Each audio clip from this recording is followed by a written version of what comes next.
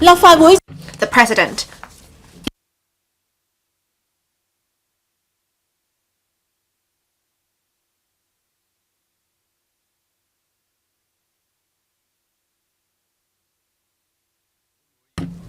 This Council resumes the second reading debate on the Appropriation Bill 2025. Members who haven't pressed the request to speak button and wish to speak, please press the request to speak button. Mr. Tenkapu. Thank you, President. With geopolitical challenges ahead and the U.S.'s imposing various tariffs, we need to make sure we maintain a linked exchange rate system as well as our various unique advantages such as a sound financial system and legal framework. We also need to seek transformation. That's how we can move on to the next stage. And according to the Financial Secretary, we should be able to achieve fiscal balance by 2027-28. I have several suggestions for the government. We need to be prepared for the challenges ahead, extreme as they may be. We did not expect the U.S. to impose on us 245% of tariffs. So anything can happen. We may be kicked out of the Swiss system. We may have the China concept stocks having to delist in the U.S. Due to all these geopolitical challenges, we need to be prepared for the possibilities. We need to be committed. The government has a mission to be continuously reviewing the situation. We need to leverage on our advantages to seek new opportunities. With the U.S. waging the tariff war, we are to maintain zero tariffs and to be a free port still, and this is recognized by the world. We have a drug and medical devices registration system. We also have the measures of using Hong Kong registered medical devices and drugs in the Greater Bay Area, as well as free, relatively low threshold introduction of U.S. European drugs and medical devices. Amid all these challenges, we can be the place where we have connections within and with the outside. We need to also enhance governance efficiency. We have 170,000 civil servants. It accounts for 4.7% of the working population. Compared to many East Asian countries, this proportion is quite high. The labor sector will not call for further cuts in posts or pay cuts, but I think there is room to increase efficiency. We can consolidate our resources and incorporate technology in workflow to enhance efficiency. We can also increase accountability. We can also make use of the concept of having a third sector so that we can leverage on the forces of the third sector to increase action. We have in the Labor Department 300 to 400 people engaging in labor services. Can we engage more NGOs to provide such services? After all, the labor sector is most familiar with what labor services to provide. So can we have more services of the Social Welfare Department operated by the third sector as well? I think it can prevent many problems and we can adopt a more innovative model while saving costs. We also need to stabilize employment and benefit the public. Recently, we conducted a survey. 60% of the respondents did not agree to import labor further. They think the imported labor would not benefit society as a whole. We have received feedback from manufacturing sector and the F&B industry. The employees said they could not get adequate work, or they might have even lost their jobs. The construction industry attracted many younger workers who are willing to work the hard jobs, and we have the F&B industry hiring elderly persons and middle-aged females. If these two industries do not prioritize employment of such underprivileged groups, these underprivileged groups cannot go anywhere. The Lion Rock spirit of Hong Kong has always been about working hard to earn our own income. If they cannot earn their own income, they have to apply for social benefits, and that will in turn increase taxpayers' burden, and taxpayers will be dissatisfied. We now have 55,000 imported workers working in Hong Kong. As we have an increasing number of imported workers, their income will not be used in consumption for Hong Kong, and that will mean domestic consumption will dwindle even further. We need to review our policies for imported labor. As the employment rate is getting higher, we need to hold the schemes.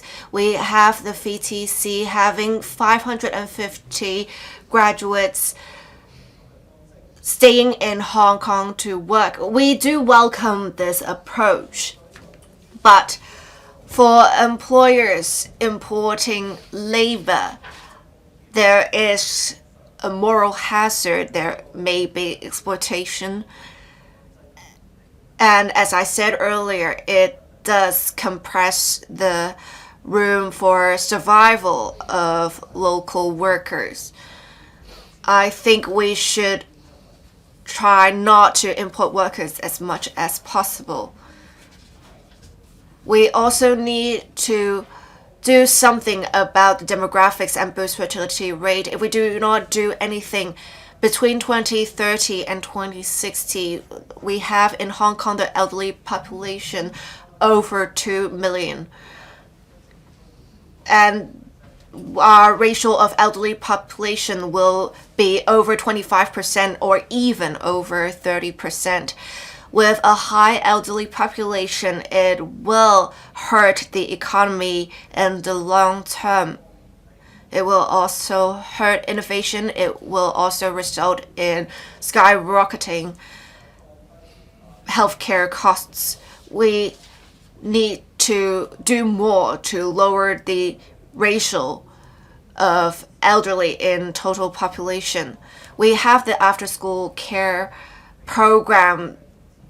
This scheme is definitely appreciated. We should have after-school care services in every primary school to support parents.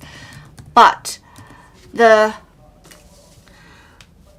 government eliminated the 2,500 allowance for education. It has caused outrage among parents, and it also gives off the impression that the government does not care about parents.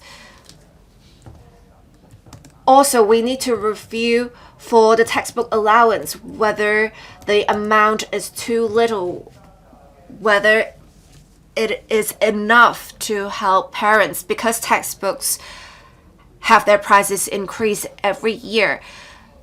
The FTU suggests the government to reinstate the education allowance when the economy recovers to better help parents. As Director Xia Baolong said on 15th of April, we have various challenges ahead, but with the staunch support of the motherland and with determination and hard work of the general public of Hong Kong, we should be able to overcome the challenges ahead. Thank you. Professor Priscilla Leung.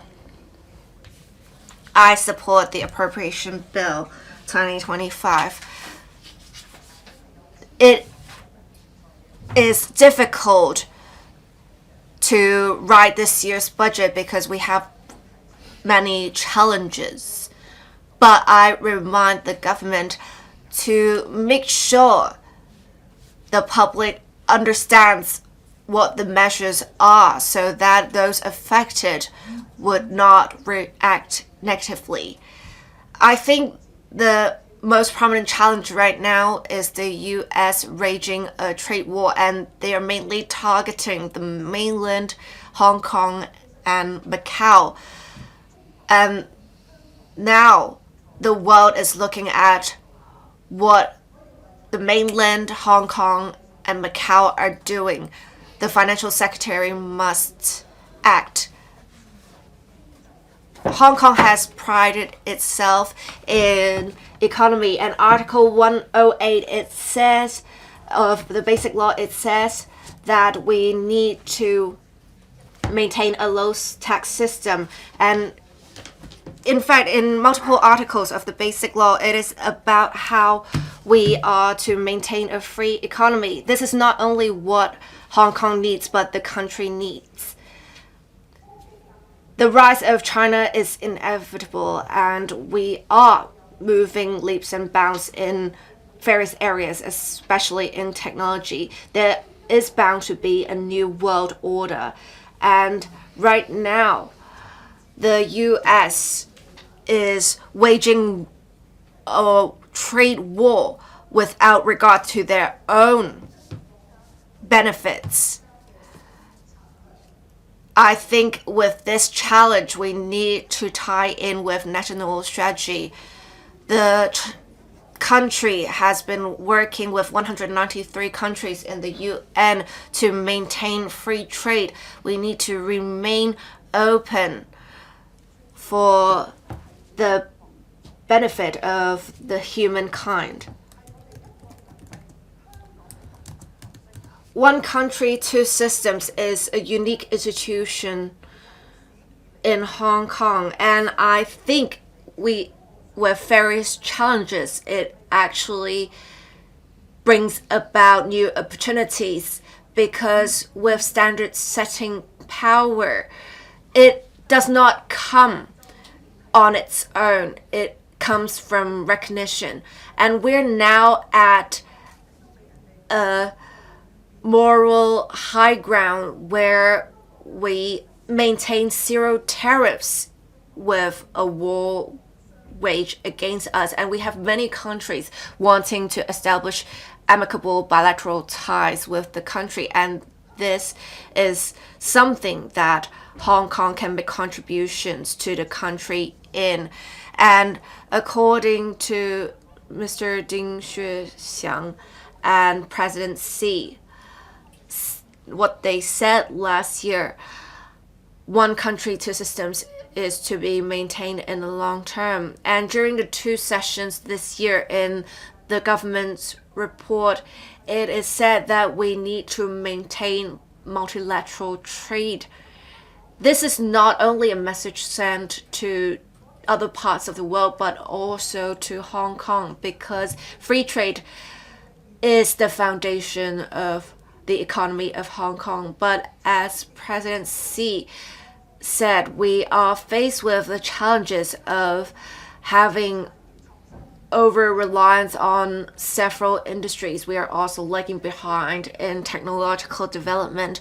Under this premise, during the two sessions, it was said for development in Hong Kong, the direction that should be taken is that we should better integrate into the development of the country. We need to upgrade our industries. If we do not integrate into the development of the country, we will not have the protection of the country. And Hong Kong is an externally oriented economy. We are very fragile. With the country's support, it will easily protect our us from the challenges. We also need to move forward with Hong Kong dollars. We also need to consolidate our internationalized advantages. We need to relax restrictions and try to expedite harmonizing the ferry standards in the mainland and Hong Kong. We need to rationalize our standards as soon as possible to facilitate China concept stocks and talents to come back to the country and specifically Hong Kong. We also need to move forward with the collaboration between the research, academic, and business sectors, and as much as possible, we should facilitate data sharing on the premise of protecting data privacy. I understand that many enterprises are also faced with risks of closing amid this business climate. We need to set up, therefore, a restructuring center to help companies, and it does not take much. We only need to amend several pieces of legislation. For different industries of Hong Kong, they need to enhance awareness and publicity. If we do not go global, we will undoubtedly be left behind. So how can we enhance awareness and provide the right advice to enterprises? Hong Kong as the freest economy, with the support of the country, we should be able to act as a magnet to attract capital and enterprises. We may need to tough it out, but it will just be a short period of time. What should we do in the interim, though? I think with international exchanges and cooperation, we need to do more, each and every one of us, in economics, finances, and education. We have many international conferences held, but I think the exchanges should go on a deeper level, on the level of civic society, so that we have exchanges on a deeper level and establish networks of civic society through such exchanges. We also need to do more on an individual level. We need to maintain a low tax rate. So how can the government increase government revenue? The government can issue more bonds. I support that. And there are many projects with great potential. For example, the Mongkok Flower Market project, we can engage the market for participation. And right now, the investment fund is just $62 billion.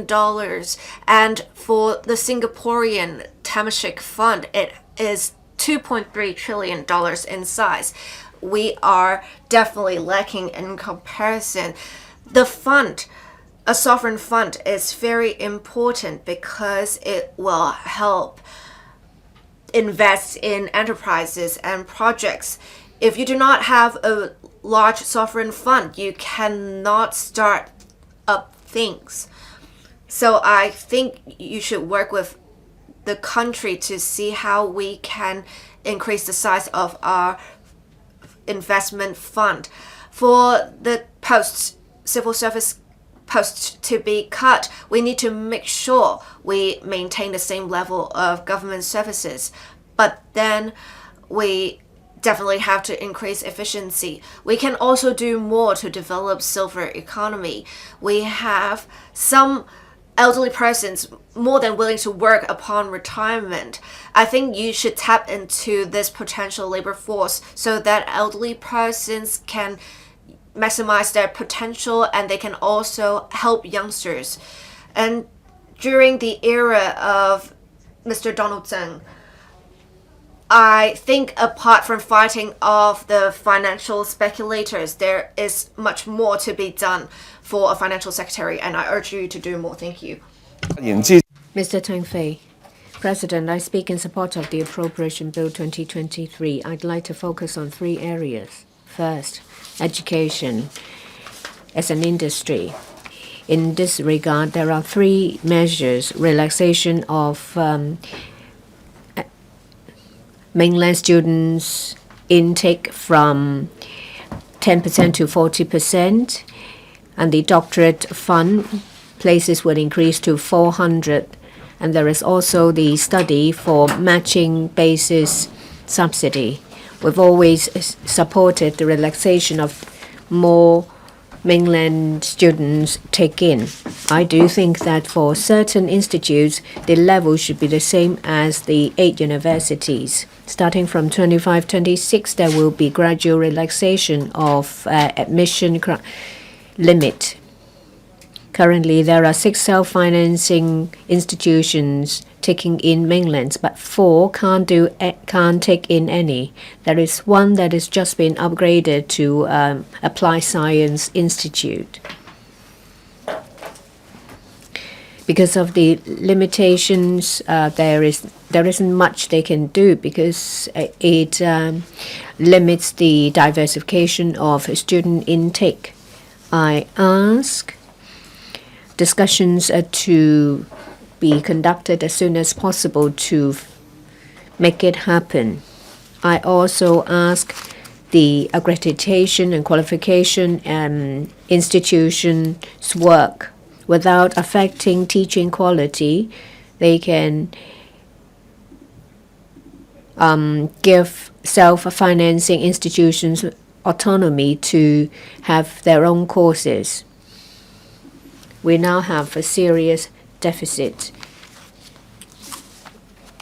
There are voices wondering why we need to expand the scholarship to non-Hong Kong students. Well, scholarship is to attract quality overseas students. Under the doctorate scholarship scheme, the places will increase to 400 places. The goal is to attract more overseas students to build the Study in Hong Kong brand. We need to develop Study in Hong Kong economy. In the long run, they will bring us a revenue. We also have to enhance cooperation among the government, the academic, and the industry. There is the $1.5 billion subsidy scheme for research. The citation rate of Hong Kong research in journals is quite high. I think another point is positioning. We have achieved recognition in the international community. In research.com, out of 26 categories, there are 14 scholars from Hong Kong that have been listed in this survey in 2024. Well, the government needs to have a clear positioning of the depth and breadth of our R&D. We need to cover lower, middle, and upper stream of the R&D process. But do we do development? Do we do experiment? Or do we do mass production? Should the entire process be in Hong Kong? Or do we focus on R&D and laboratory experimentation? When it comes to production, perhaps we will leave it to the GBA or Southeast Asian countries. We need a clear positioning. If we only focus on R&D, then it's the same as what we did. And if we keep the entire chain in Hong Kong, then we need to rethink our position. We need to make use of northern metropolis. We need to take into account whether manufacturing bases have the capability to deliver. Is it cost effective? We need to look at all these factors. In the budget, there's a mention that there'll be 100 production lines under new industrialization, covering biotech, new energy with a gross input of $1.3 billion. Well, how do you define one production line? You call a team of 10 high-end engineering or 100 technicians.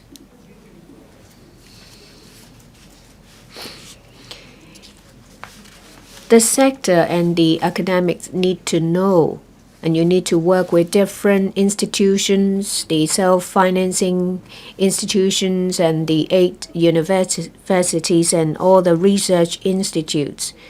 They need to know what the demand for talent is.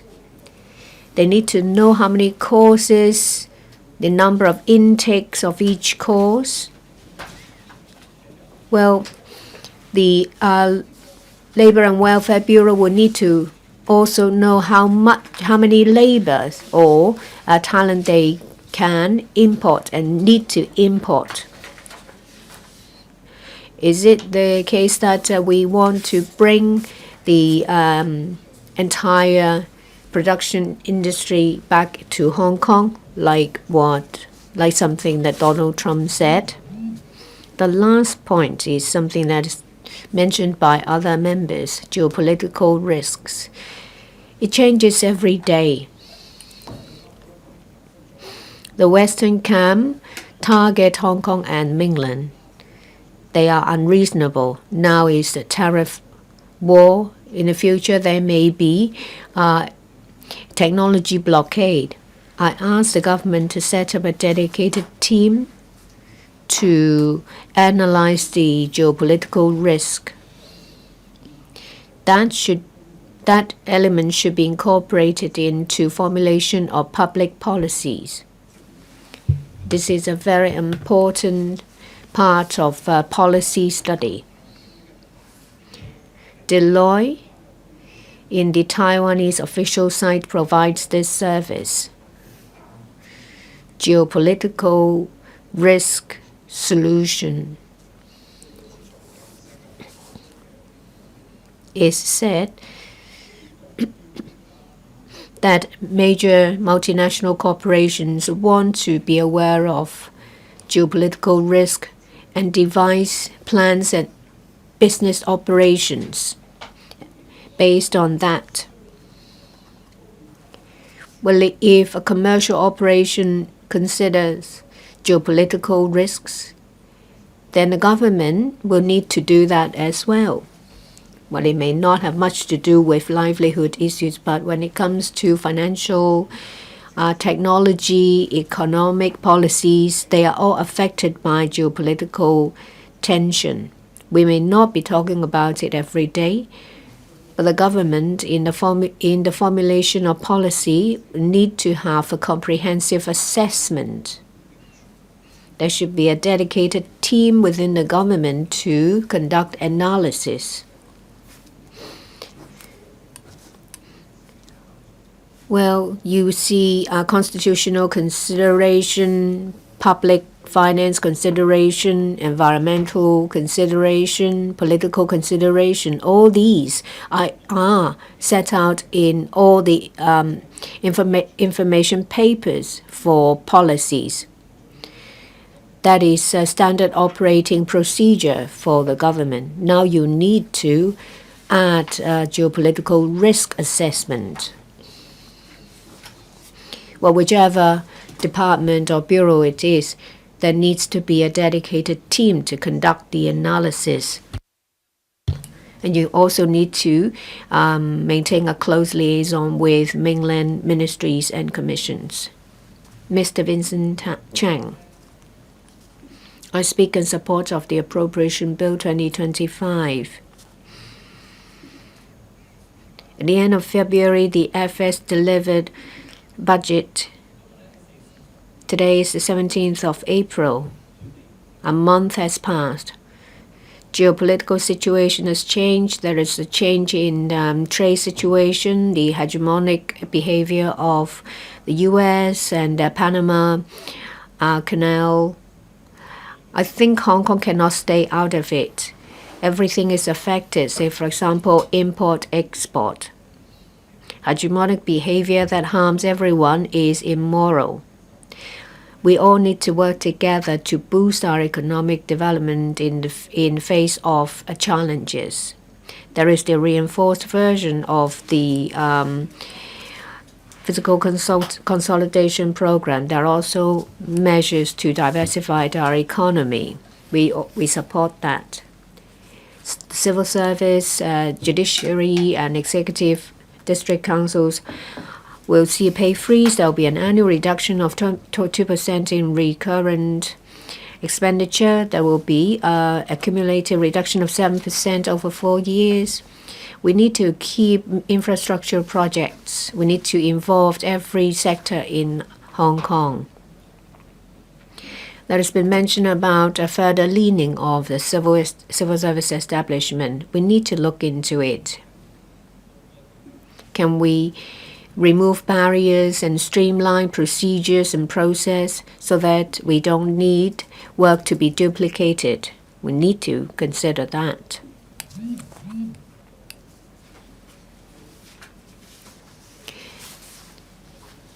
There are some budget policies that affect district bodies, so we have been collecting views. When it comes to reduction of expenditure, there are a number of measures that affect people. The $2,500 student grant. I've been following this for over a decade. Well, school textbooks keeps getting more and more expensive. Parents need to pay more. The government has taken on board views from the public and increased the grant. But now is the other way around. Parents will complain. I hope the education will deal with the increasing price of textbooks. For the cash subsidy, it will stop in June. It's something that the DAB floated. Well, there is a slow production of PRH units, waiting times long. The cash subsidy helps applicants who have been waiting for over 3 years. In the past few years, there has been transitional housing and light public housing, but the rental level of subdivided units still stays just as high. If you scrap the cash subsidy, people living in SDUs will be affected. Of course, you would like to have more people move in transitional housing and light public housing. You need to expedite their production. A lot of people have talked about $2 transport scheme. I'm not going to go into details. When it was first launched, it was very popular. Young olds were more active. I asked transport operators to take on more corporate social responsibility to support this group. Now I move on to economic development and industrialization. I would like to focus on sports, tourism, and development in ASEAN as well as the Middle East. I understand that some secretaries will take a delegate to the Middle East. I hope that everything will go well for them. I've been working with ethnic minority groups for a very long time. They are very happy to hear about our liaison with ASEAN and Middle East countries. There will be a halal food festival. There are plenty of opportunities. Well, ethnic minority groups want to promote halal cuisine.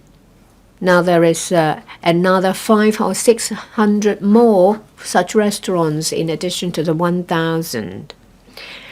There are also restaurants that would like to provide halal food for Middle Eastern tourists. I hope that the Secretary will publicize Hong Kong halal food to the outside world. Middle Eastern consulate would like to get involved as well. We would like tourists from Middle Eastern countries to feel that they are received well in Hong Kong. Otherwise, they won't come. If they're happy, then they will bring their friends. Well, when it comes to friends, I would like to talk about hookah. Well, that was the Coldplay concert. I walked past restaurants along the Tsim Sha Tsui waterfront. Well, I haven't seen a full house along those in those restaurants for a very long time. And I saw a lot of people smoking. But I feel uneasy because a lot of them are smoking hookah. Is it the case that in the future that will be banned because it's flavored e-cigarettes? I have heard about concerns from my overseas friends that they will not be able to do it anymore. Perhaps you will need to enhance your explanation. When it comes to concert, I'd like to talk about the Kai Tak Sports Park. We've had these Rugby Sevens and Coldplay.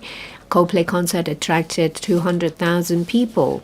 A lot of them are tourists.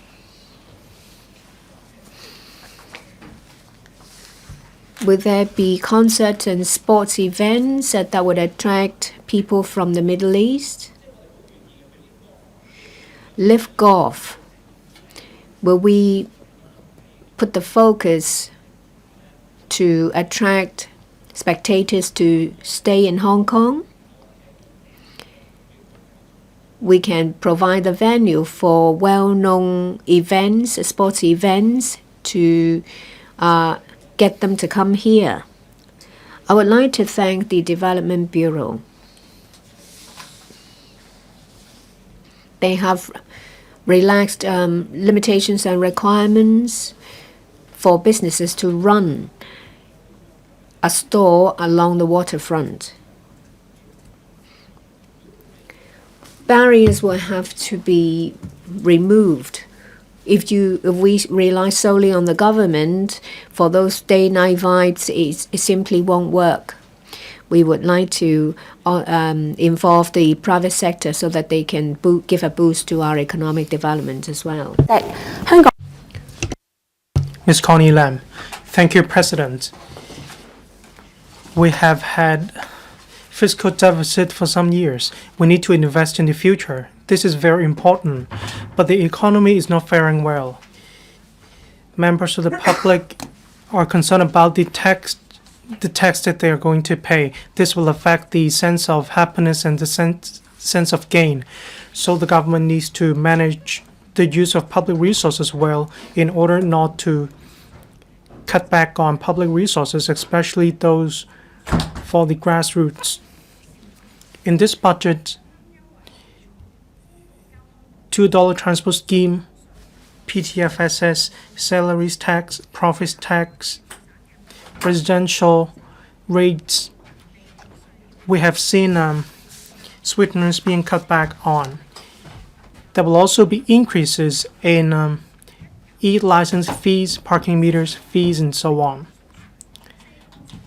Obviously, members of the public will have to pay more. The public is having a difficult life. We shouldn't just skim.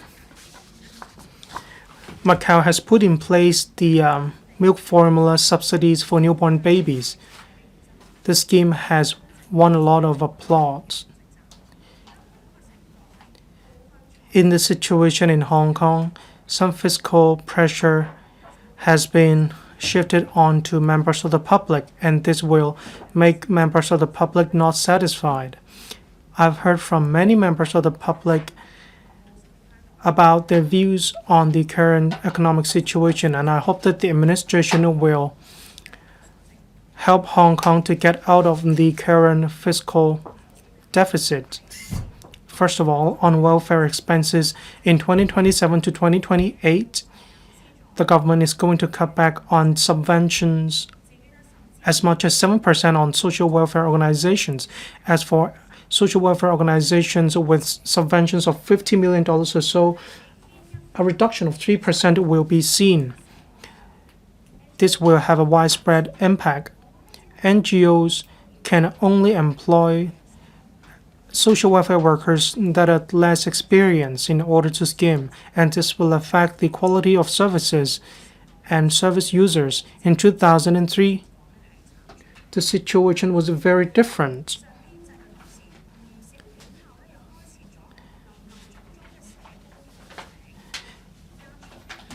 However, there are much more social welfare officers programs nowadays being offered. This is an unhealthy phenomenon. You cannot ask a social welfare worker to simply work as a healthcare worker or an event organizer. For residential care services, there will be a more serious lack of manpower shortage. Residential care homes for the disabled will find it difficult to employ care workers who will be willing to work in these residential care homes given the low salaries. There was an abhorrent sexual abuse case in a residential care home. It shocked the community. I understand we will have to tide over the difficult times when we have a fiscal deficit, but then we need to manage the extent of the fiscal measures well. If the fiscal deficit is reduced, I hope that the administration will plow back more resources to the social welfare organizations. The tax revenue from illegal basketball betting is significant. The Jockey Club should be required to devote 50% of the tax of the duty revenue to social welfare expenses. But let's not forget, in the consultation of illegal basketball betting duty, more young people are exposed to illegal basketball betting than other types of betting. We need to uphold the principle well. If we approve the illegal basketball duty when the public coffers are getting more and more when the fiscal position deteriorates, will we have to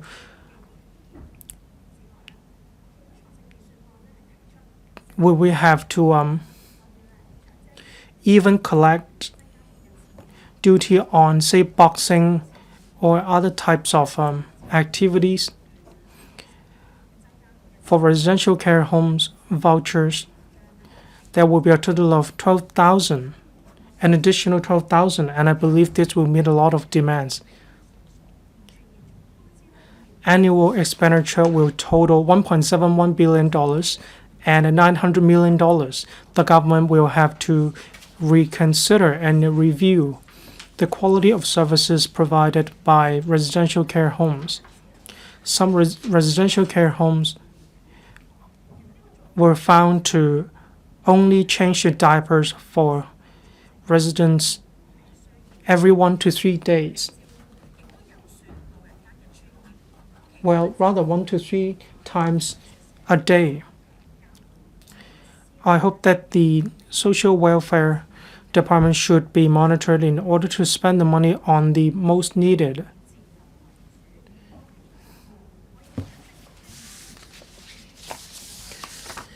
I believe that we need to do more on increased revenue. This budget is all about strictly controlling government expenditure.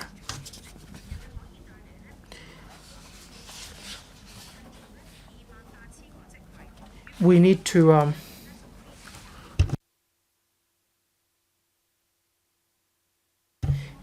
in the UK, there is the Universal Studio. A lot of jobs are created and a lot of revenue are generated for the government. In the past year, There were many reforms, and we need to innovate and increase revenue. We need to launch schemes to export services so that we can create more revenue sources. In relation to the MIC method, state-of-the-art security system at the airport, RTHK, management measures in the healthcare sector, all these rank very high around the world.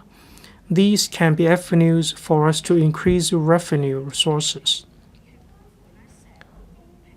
Public finance is not just an accounting game. We need to take into account social factors. Geopolitical tensions make society unstable. It's not easy for our future.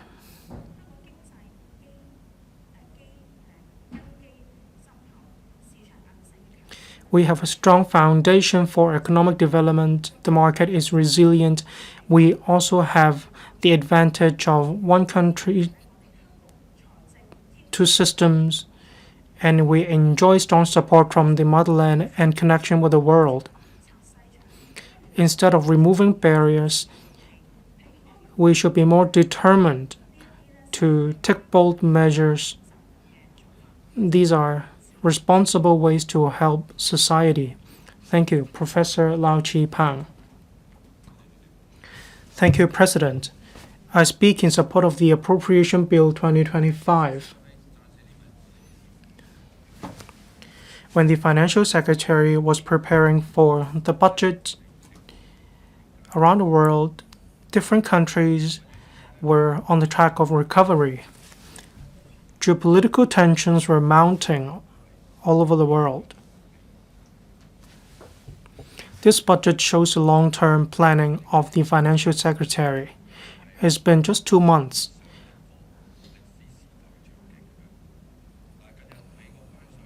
But it seems that it's been already a very long time since the budget was announced. The geopolitical landscape shows us that it's actually not easy to control the international landscape or situation. Are we entering an era of Cold War 2.0 or 3.0? A lot of people ask these questions. Against the backdrop of tariff wars,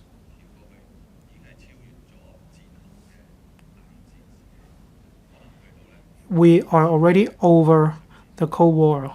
We are already in the middle of tariff wars.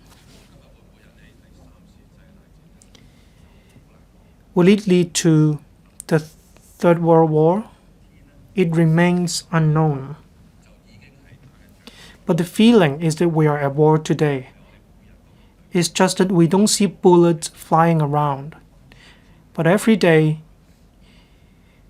we see the impacts of tariff wars. So when it comes to tackling short-term economic fluctuations and the long-term fiscal problems, we do need to think well and plan well. The geopolitical landscape is unstable. We need to plan well for the second half of this year for Hong Kong. We need to have a flexible and ambitious policy for Hong Kong. All these need careful planning. When it comes to regional uncertainties,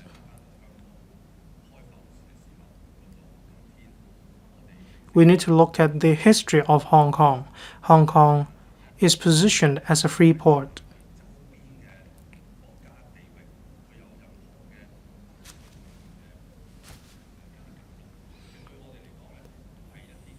Whenever there is any change in the tariff rate, there are also opportunities. What we do not want to see is that other countries are just like Hong Kong. Then we will lose our advantage of a low tax policy or zero tariff policy. We are in the face of challenges. Since the foundation of a country, this could be said to be the greatest challenge we are facing. I'm not saying that we should make profits out of this difficult situation, but the country is in dire straits and we need to play our part well so that we can make contributions to our country.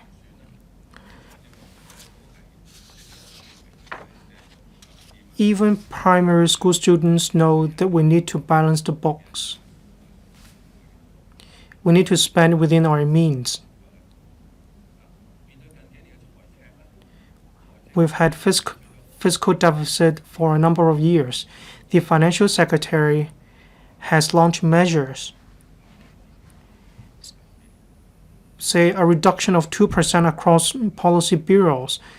Policy bureaus will make a decision as to how to make a reduction in relation to their expenses. Policy bureaus need to know what they should skim on.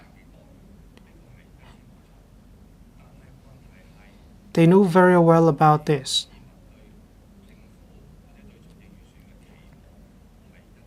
But is it in line with public expectations?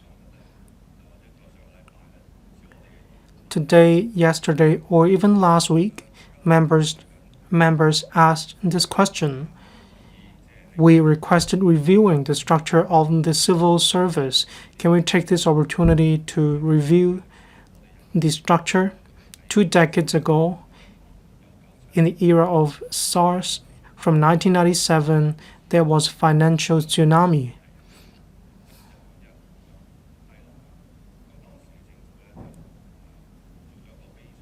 The Hong Kong economy had been worsening.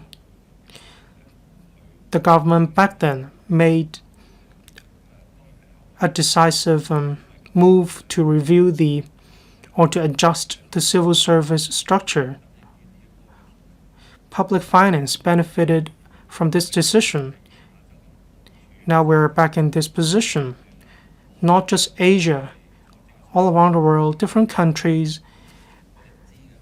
are also in this difficult situation regarding to 2% reduction across different policy bureaus. Members of the public may think that the reduction should be spent on adjustments in manpower resources. The financial secretary mentioned reducing 10,000 posts in the civil service. Some policy bureaus may cut manpower resources, whereas some may choose to cut back on policies. All these remain unknown.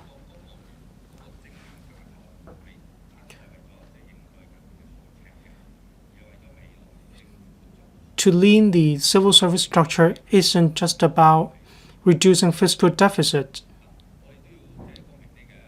We want to make it cost-effective and great value for money. From 2014 to 2025,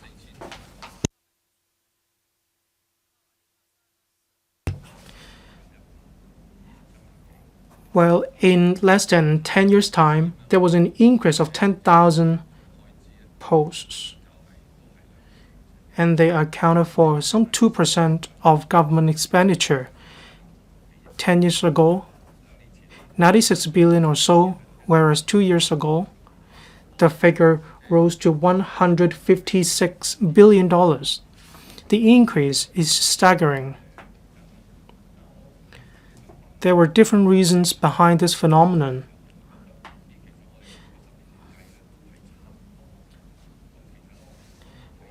But from the perspective of the government, probably the government thinks that the situation isn't very different.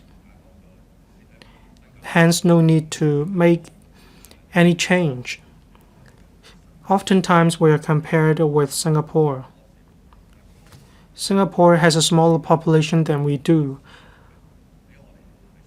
but the civil service structure is much smaller than ours.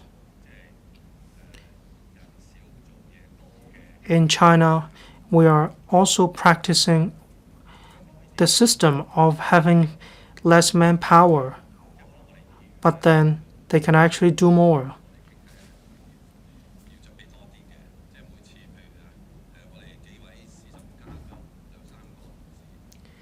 C15 plus, my party colleagues and I met with the administration. When we asked 5 questions, 10 officials answered us. But is it necessary?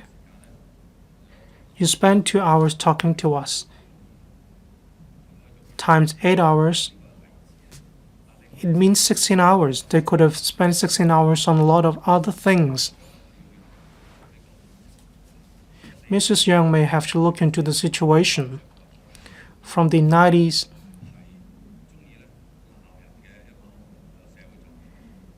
we oftentimes see a lot of criticisms and bickerings in society. So officials are afraid of criticisms. As a result, they take more measures to prevent being criticized. Now we have moved from order to, or move from stability to prosperity. This is an executive-led era. Can we cut down on the civil service structure? This is my question, and this is my proposal as well. I speak in support of the Appropriation Bill 2025. 多謝主席。 Mr. Chu Kok-kang, thank you, President. In the latest budget, we have $112.4 billion to be spent on education, and we have a significant recurrent expenditure accounting for 17% of the total government recurrent expenditure. I do appreciate the government's determination to cut costs, but we also need to think about investing in the future. As a LegCo member representing the education sector, we have seen a cut in expenditure, especially in preschool education. The cut is as significant as 7%. I'm very worried. Recently, the Education Bureau issued letters to participating kindergartens and lowered the subsidies for students dispersed to kindergartens by the heads of students, the number of heads of students. And if you are cutting that as well, that is, of course, additional damage caused to the education sector. On top of that, parents will no longer have the 2,500 student grant starting from the new school year. Parents may be inclined not to send their children to schools for preschool education. And in turn, we will have schools hire less teachers. They will be inclined to hire more experienced teachers and just not hire those who have less experience. This is a vicious cycle. For the $2,500 student grant, I agree that there should be a review because the allowance was just available to anyone before. The government was urged to adopt a half-rate allowance approach starting from this school year and then conduct another review. But the government removed the student grant altogether. And for those in the education sector, including me and parents, they just see the benefits being stripped from them without any discussions, and they are very disappointed. Recently, the country promulgated a planning guide for recent years in the development of the education system. We should tie in with national strategy to build a strong country in education. And Article 34 of the Basic Law said that we need to invest in education to have the annual expenditure only increase but not decrease. And the education expenditure should account for 4% of the GDP. With rapid development of education in the country, the government is going against this policy vision of the country. We are cutting 3% in education expenditure. And for secondary schools and kindergartens as well, we are also cutting the expenditure. This does not tie in with national strategy, nor does it benefit Hong Kong. Some may say that this pain is only in the short term, but I disagree. I think we should leverage on our advantages to reverse the trend in economy instead. And this is also in line with public expectations. Education is a brand of Hong Kong. We need to create a study in Hong Kong brand for our development in future. Recently, the Union of Education Workers published a report on how we can develop a study in Hong Kong economy. And in fact, referring to the practices of other regions, they would try to promote a study in that place brand on different levels of the education system. Right now, visas will not be issued to overseas children wanting to study in primary and secondary schools in Hong Kong. I hope the government will relax the restrictions so that primary and secondary schools can admit more overseas students. And with the relaxed visa arrangements, we should also facilitate parents to accompany children, and we need to have accommodation for the parents and children to stay in. We need to develop education as an industry to bring about more opportunities. I think we need to make sure we adopt innovative thinking when we try to meet the challenges ahead. Thank you. Ms. Judy Chen. Thank you, President. I need to thank the Financial Secretary for announcing a budget that is very comprehensive. We have faced many challenges in recent years. Our economy yet is still moving forward. The Financial Secretary has promulgated multiple measures in recent years, including the fiscal consolidation program, as well as other innovative policies to rise up to the challenges ahead. I especially want to raise a few questions on development of green finance. It is not only to rise against climate change, but it is also great potential for Hong Kong. And according to a recent report, the green finance would have an amount of $3 trillion, and 32% of which is used in renewable energy. That is a significant amount. As an international financial center, we need to try to tap into these opportunities and become a green finance hub. In my suggestions to the Financial Secretary on the budget, I talked about having to develop a carbon trading market. We also need talents and infrastructure for carbon audits so as to enhance competitiveness. We also need to continue to develop green tax and increase our investment in such technologies so as to facilitate our development in green finance and Hong Kong as a green finance hub.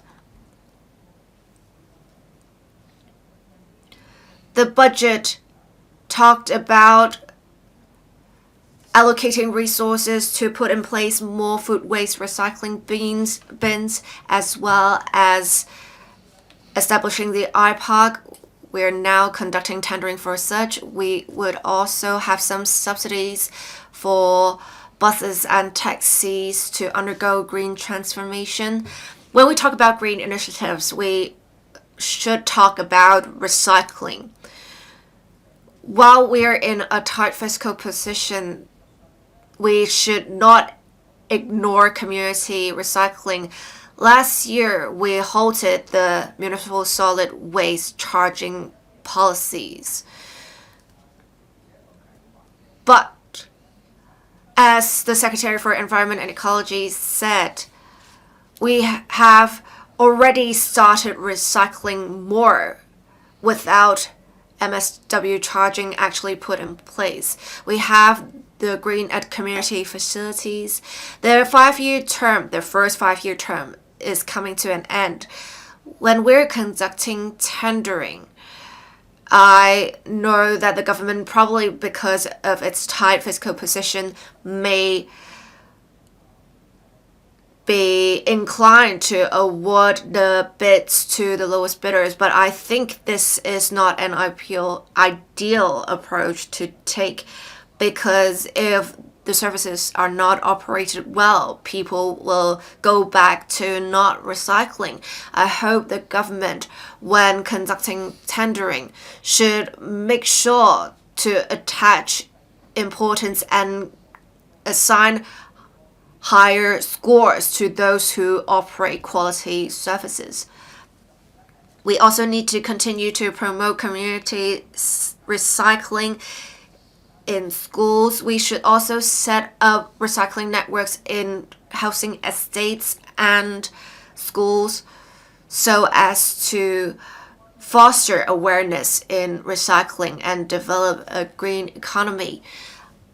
On the development of the maritime industry, it is of course a pillar industry of Hong Kong, but then we have seen in recent years the decrease in container throughput. For professional services such as maritime arbitration as well as ship financing, we are still at an advantage.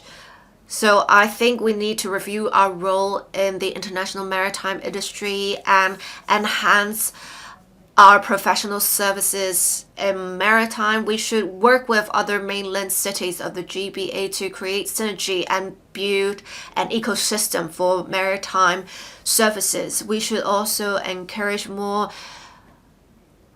enterprises in shipping to take up technologies. We should also have maritime arbitration services, provide legal support to enterprises, and facilitate more enterprises in maritime arbitration to set up shop in Hong Kong.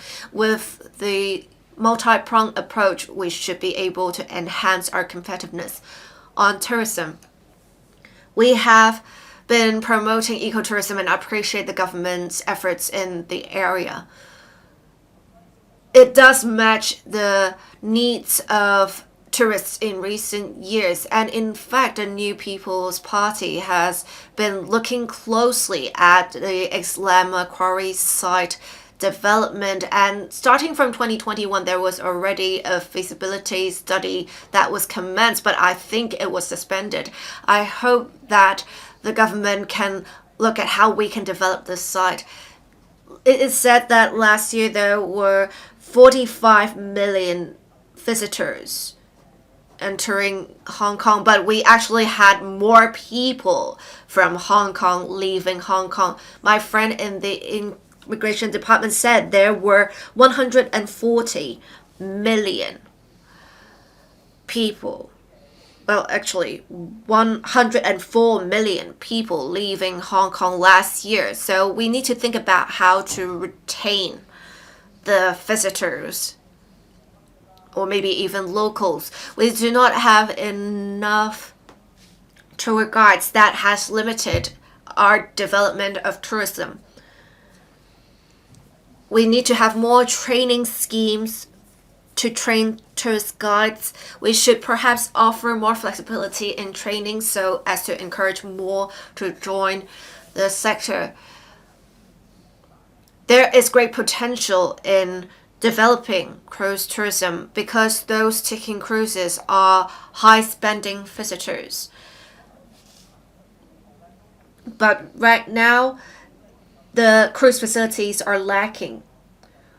So we need to think about, for example, connecting transport services. We also need to enhance connections of the cruise terminal with other facilities. We also need to enhance visitor experience in order to boost consumption in different neighborhoods. That in turn would also facilitate cultural exchanges.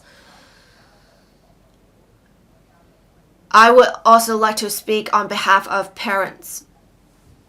For the $2,500 student grant, the removal of which many parents are disappointed, because having this student grant would definitely help alleviate the burden on parents. The student grant has helped alleviate the burden on parents before on educational costs. Please understand the needs of parents, and the government should provide more support to needy families. This can be seen as a long-term investment because this should encourage people to give birth to children, thus boosting fertility rate. On healthcare policy, I think the government has to be prudent. Following the announcement of the budget, it is said that there will be a review in the structure of Hong Kong's healthcare system, and the Secretary for Health said the review of a fee structure for the hospital authority would come into effect in January next year. We do understand a need to review the fee structure, but then it can be quite a significant financial burden on low-income families. So if we are to impose a cap on $10,000, would it affect significantly chronically ill patients? We need to make sure we provide at least basic health care to citizens so that they can still get the health care that they need. Mr. Chen Xiu-hong, I speak in support of the Appropriation Bill 2025. Well, this budget focuses on reducing expenditure and increasing revenue. I think it's a pragmatic and conservative one. We're faced with uncertainty in the external environment. We are a small economy. We face challenges. The FS wants to cut expenditure and increase source of income. An important message is sent to the public. We have a huge deficit. We need to continue to invest in infrastructure, say, for example, Shantin Technopole, Northern Metropolis, as well as other projects related to people's livelihood. In the long run, it supports Hong Kong's long-term economic development. It also keeps economic activities up for various sectors. There is the promotion of the use of AI, using hydrogen energy, low-altitude economy, controlling government expenditure, central procurement, review of certain policies, as well as fees and penalties. Different departments have set up 42 funds amounting to about $180 billion. The government has been reviewing the operation and the balance of these funds, but they have very rarely reviewed the position and the need for these funds. There is a huge surplus from these funds. So I made a suggestion that the government should review these reviews and make consolidation adjustments as necessary. 6 of the larger funds involving $62 billion will be brought back to the general revenue account. The government can flexibly make use of the additional resources. The direction is right and needs our support. The government has given direction to departments and bureaus to review the remaining funds to see if there are any changes is needed. If necessary, the amount will be brought back. In the first quarter in 2026, the review will be completed. I hope the process can be expedited. In a special finance committee meeting last week, I have asked a number of written questions and supplementary questions. I look at the government's effort to allocate resources as well as redundant expenditure. I think that the government needs to make changes to meet Hong Kong's upgrading and transformation. There is the Construction Technology R&D Institute as well as the AI R&D Institute. The government is rather passive when it comes to financial management. There should be a zero-based budgeting. This will enhance financial allocation and consolidation. S3 has been given support to boost R&D on the construction methods. There are also measures relating to accreditation, certification, testing.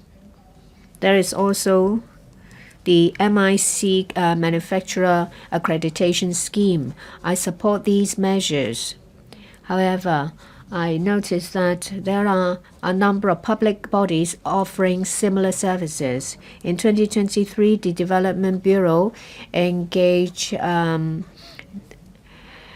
council to provide standards for MIC quality, and there is also a registration scheme. When it comes to accreditation of construction materials, the same council also provide a testing and accreditation service.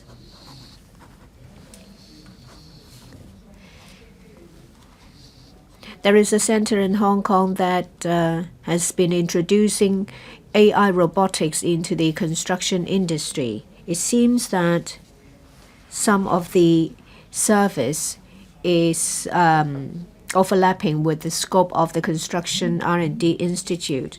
So far, over $200 billion has been put into I&T development. I support the $1 billion set aside in the budget for building the AI R&D Institute.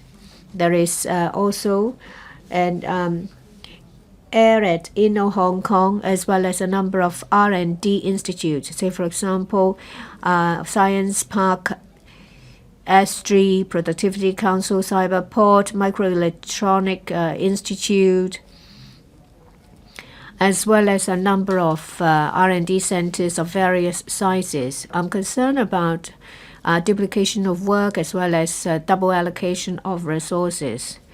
I'm happy to hear from the government that they will conduct reviews and make adjustments as needed. I welcome the proposals relating to the Nano Research Center. And the number of projects has been streamlined from 19 to 14. But it's only a small part of the whole plan of reform. I asked the government to introduce the zero-cost budget philosophy. They need to clear up ineffective projects. Well, this new approach may use zero as the basis, but it doesn't mean that you will have to build from scratch. You just review the necessity and reasonableness of each allocation. I would like to talk about low-altitude economy. It's one of our national strategies. It's also an important growth engine. We need to take into account our situation, make use of our position as a logistics center and our proximity to the GBA. We need to clarify our position. I hope the government will expedite the introduction of the regulation in relation to drones or unmanned aircraft. We need to set up a GBA cross-boundary low-altitude economy working group to start projects and deepen the cooperation. There should be a cooperation mechanism put in place for cross-boundary low-altitude operations. It is a major project. It involves a legal aspects, infrastructure, land planning, as well as business operation. I asked the government to conduct an assessment as soon as possible, compile a talent list, set standards, and put in place policies that support training and industrialization. We need to build a pool of talent for low-altitude economy to seize the opportunity. I will now move on to the $2 scheme. April next year, there will be the $2 or 20% fare. A year after, there will be a limitation of trips of 240. The administrative cost will be $60 million. Government will shoulder 2/3, and the Octopus Card Limited will shoulder the rest. It will take 12 months to implement the adjustment. I understand is that because a large number of devices as well as operators are involved. That explains the long lag time. The government said they will bring the implementation of by 5 months. It will save $260 million. I ask the government to make better coordinations. If the timetable can be brought forward by another couple of months, then it will save another several hundreds of $millions. Regarding the trip limit, well, just for 360 people, they put a limit on the number of trips. I think the administrative cost may outweigh the benefit.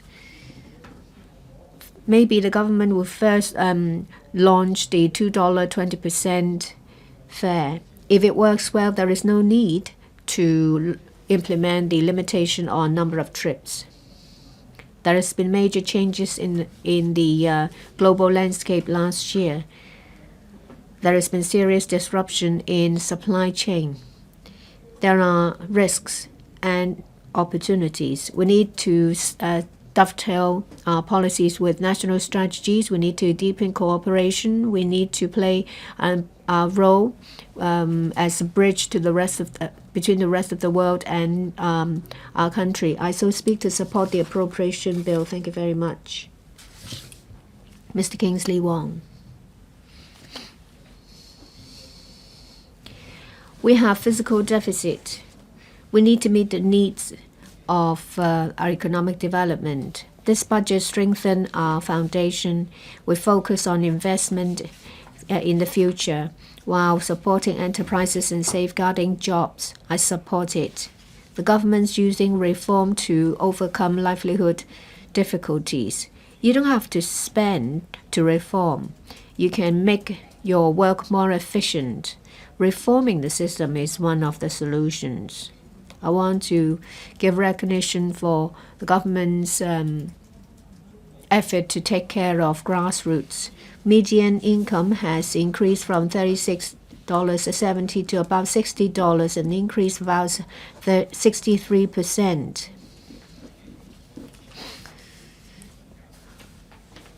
Last week in the special Finance Committee meeting, I have seen some replies. It seems that contracting out service is more costly. Using cleaning contract of the FEHD as an example is about $4.4 billion involving 4,000 outsourced workers. Let's assume that the contract cost is about $8,000. The government will have to use 8 to 14% of the contract cost to manage it. That means each cleaner costs $32,000 a month. These cleaners receive a wage of about $14,000. That means $18,000 is spent on operating costs as well as profit of the contractor.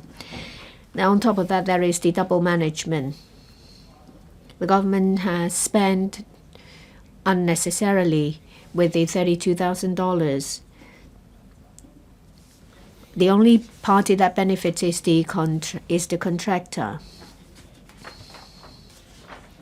The government can directly employ these workers and put them outside the civil service establishment. In this way, everyone wins. The government can also use innovative ideas. Well, there is a reform of the healthcare voucher scheme. It's now been expanded to the GBA. Within just a few months, there is an additional 16,000 transactions. Using the example of a joint replacement, if you do it at Hong Kong, you have to wait for 5 to 6 years. But on the mainland, just 1 week. And it costs a quarter of the cost compared to that in Hong Kong. If the hospital authorities subsidize patients to undergo such operations, it will reduce waiting time as well as the burden on the public expenditure. The scope of healthcare vouchers should be expanded to, say, for example, a purchase of mainland insurance policies. There are 100,000 elderly people living in Guangdong. There can be a subsidy of $50 to $60 million on purchasing mainland insurance policies. You don't need to put in a huge amount of resources. You only need a new line of thinking.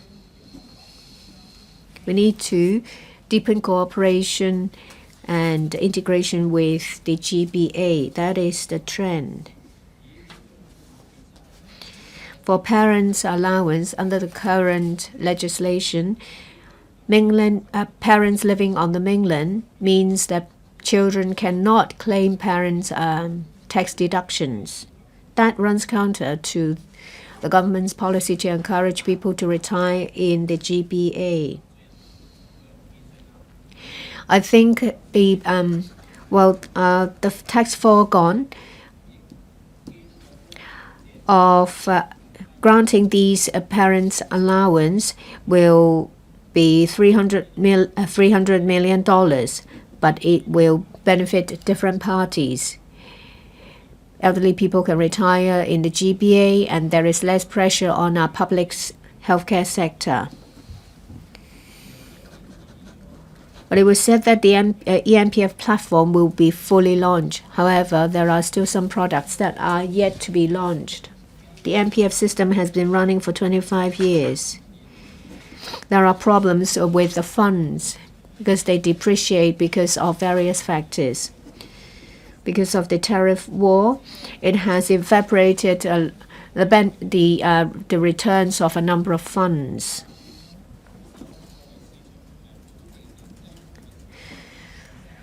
Risk products such as bonds have seen a low return. It's about minus 2.2 to plus 1.6%.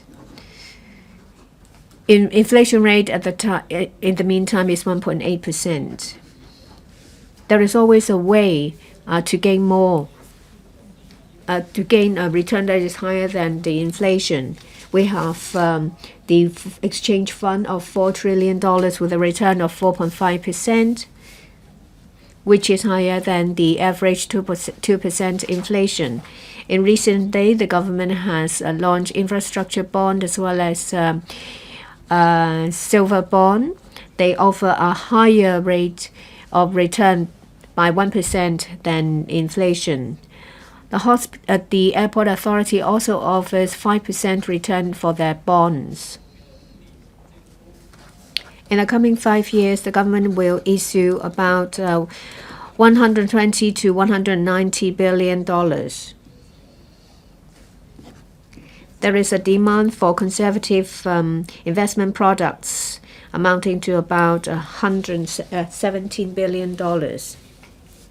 I think the government should make use of bonds or the exchange fund to offer low-risk products to meet demand. The issuance of bonds will also provide low-cost capital for infrastructure projects. It will only cost $1.3 billion to cover about 300,000 low-income earners if they're included in the MPF. It's another way to do something good with a small cost. The government needs to show us that they're committed and determined. There are challenges in the external environment. The Sino-US trade tension is intensifying. In the past 10 years, there is a trade surplus with the U.S. of about $270 billion. However, the U.S. will impose 145% of tariff on us. As Mr. Xia Baolong said, the U.S. is not after our tariff, but after our very existence. So everyone will have to ditch the wishful thinking. They will have to be brave enough to make changes and be flexible. Our economy may take a turn for the worse. Protecting jobs and enterprises becomes more important. In the past 1.5 years, we have seen importation of 15,000 workers. We see unemployment rate increasing in some sectors, say for example catering and retail. Under the 7 importation schemes, altogether there are about 264,000 applications, and over 200,000 workers have come to Hong Kong. The U.S. tariff and trade war will intensify. If we continue to import workers, it will cause grievance in our society. The government needs to closely monitor changes in the employment market and the economic situation. Sectors with a high unemployment rate should see a freeze in the importation schemes. We need to take into account the impact on different types of work. I so speak in support of the Appropriation Bill 2025. Mr. Lai Tong-kwok. Thank you, Deputy President. Article 107 provides that we need to keep expenditure within the limits of revenues. Currently, we have pressure on the public finance. The Financial Secretary announced a budget this year, and it is exactly the time to restore fiscal balance. The Financial Secretary has done quite a lot. It is worth our support. The Financial Secretary said that we will review the toll charges as well as road charges in accordance with the users pay principle. There will also be review on the fees of talent admission schemes. New People's Party's view has been adopted. The unspent balance of seed capital funds will be returned to the government's accounts, totaling $62 billion. 28 out of 42 funds have a total of $144.2 billion. The government has successfully located other funds outside of the 6 funds to put resources back to the government's accounts. From 2024-25 to 2027 to 2028, a total of 7% will be cut, including the reduction of 10,000 civil service posts. In addition to this, I believe we should launch more measures. The government needs to stay determined to delete more obsolete posts. In relation to directory posts, the administration needs to think twice. Even if the government cannot do it today,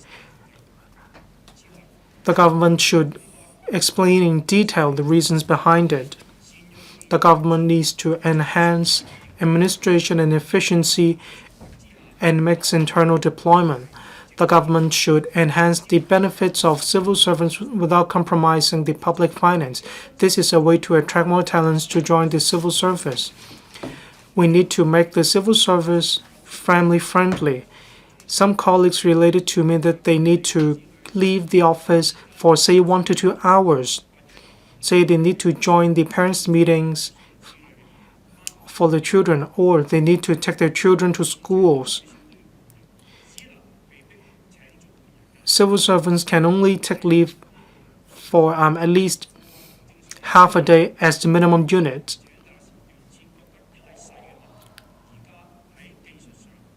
Technically speaking, this problem could be solved, and it should be made more flexible. Under the Department of Health, From 2025 to 2026, there will be more family clinics and dental clinics for civil servants. We understand the cost of identifying land to have more clinics is very expensive. The government should cut expenditure and plan well. So I suggest the addition of Chinese medicine clinics in government buildings.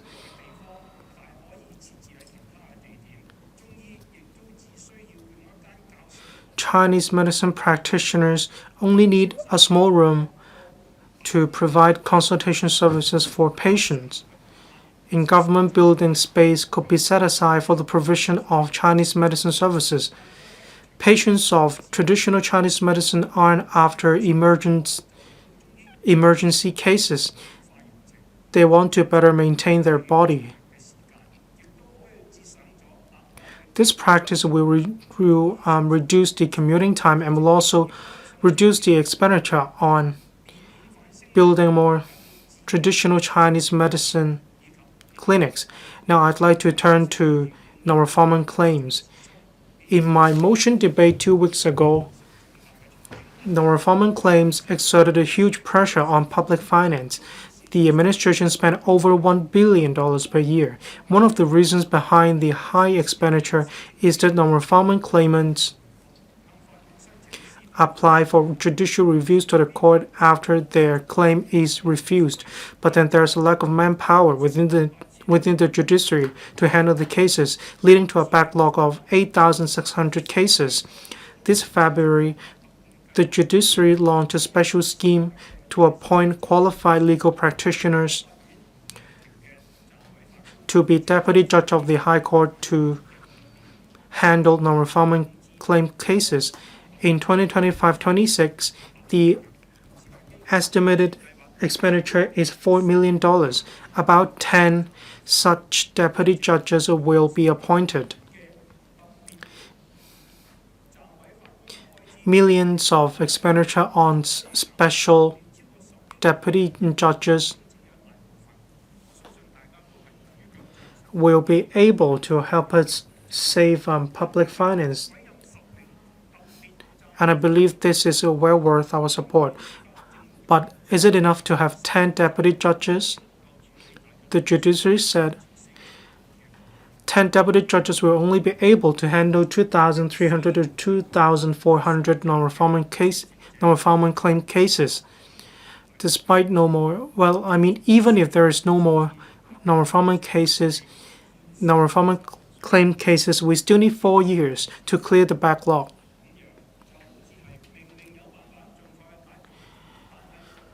So even if there is a solution, we still cannot grasp the opportunity to solve the problem. We need to spend billions of dollars to foot the bill. This is not ideal. The administration should discuss it with the two lawyers association to better handle the cases. This will help the administration save hundreds of millions of dollars. We need to streamline the procedures for handling non-reforming claim cases. The administration needs to think out of the box to solve these problems. The Judiciary Administrator said in the Special Finance Committee meeting that about 60% of the cases did not require face-to-face hearings. In other words, 40% of the cases still require face-to-face hearings. Existing laws provide that the claimant can make such a request. The power doesn't lie in the court. Well, I suggest that the court should make the decision to decide whether a face-to-face hearing should be held. Then we can expedite the handling of such cases.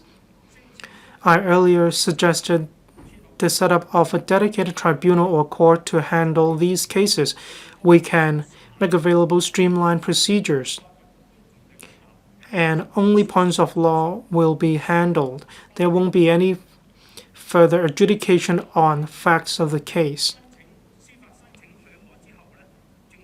After leave to appeal is granted, the administration can implement the repatriation policy in accordance with the existing mechanism. $1 billion will be saved every year. Thank you. I support the Appropriation Bill 2025. Mr. Kenneth Fok. Thank you, Deputy President. Hong Kong is in the middle of economic transformation.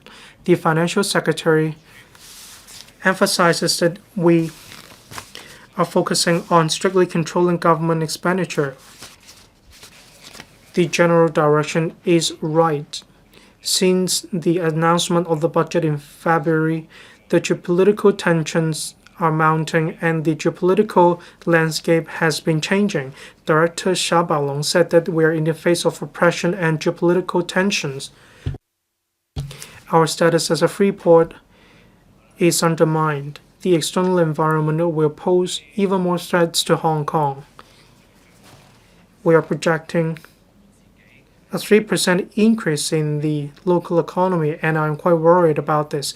I hope that the administration should stay on high alert.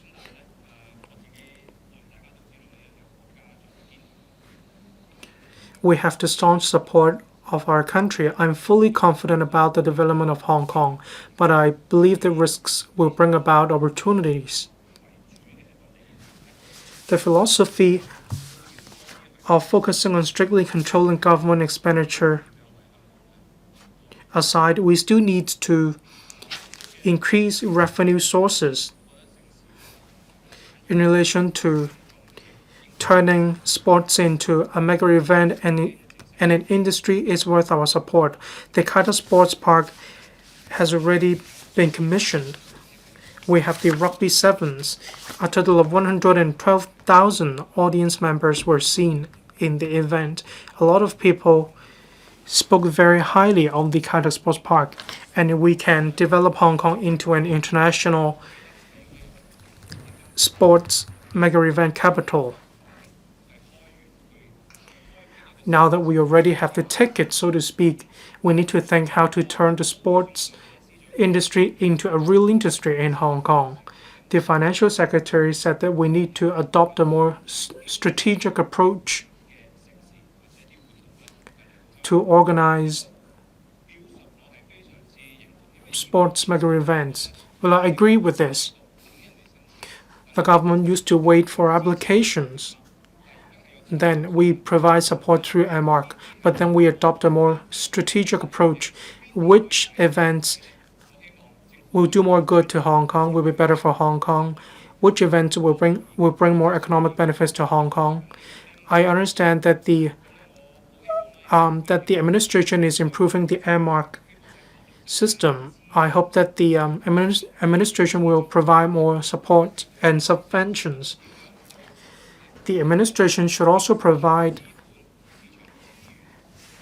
more support and mobilize more resources to support the development of mega events economy. Say we need to provide tax concessions or rental concessions.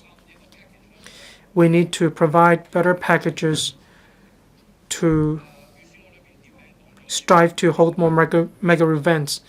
Live Golf was mentioned in the budget. This is a very good event. The fund pool is actually very large. It's not just for audience members of the event. Those who win in the event will also have to pay tax in Hong Kong. They need to pay $30 million of tax in Hong Kong. Apart from golf, tennis is yet another good event that we to develop. We have WTA and so on. There will also be a new event of UTS that will be brought to Hong Kong. Do we only hold tennis competitions? No, that is not the case. It is actually very expensive to buy the hosting rights, but it is a kind of investment. Once we buy such rights, they belong to Hong Kong, and we can rent it to somebody else, and we can make reasonable returns or reasonable profits from it. That way we can increase revenue at the same time. We are more than willing to discuss it with the government. We need to leverage on our advantage of having connections with the world. Then we can organize more high-quality events for Hong Kong. I'm also very glad to see that the budget has taken on board many views from members.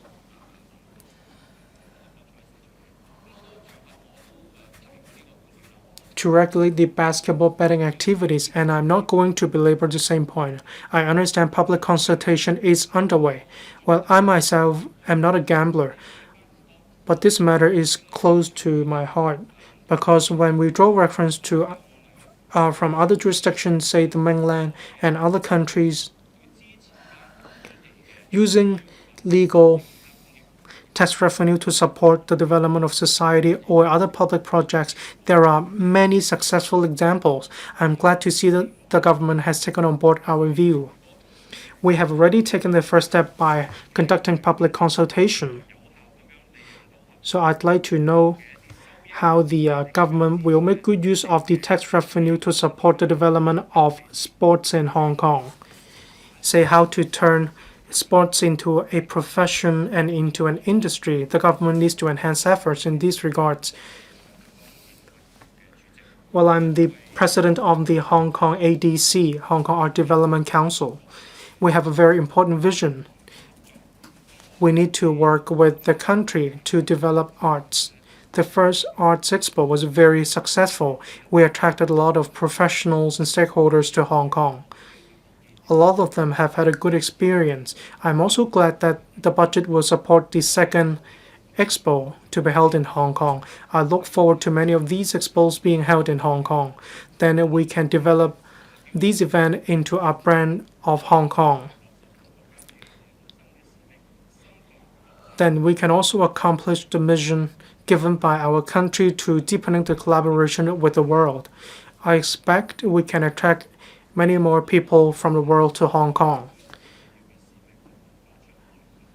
On a different note, we need to promote culture as well. There was a funding scheme in relation to movie. This is an innovative program.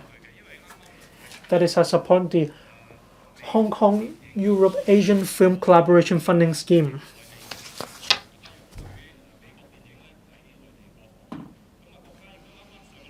Our country has already banned US films from being played in Hong Kong.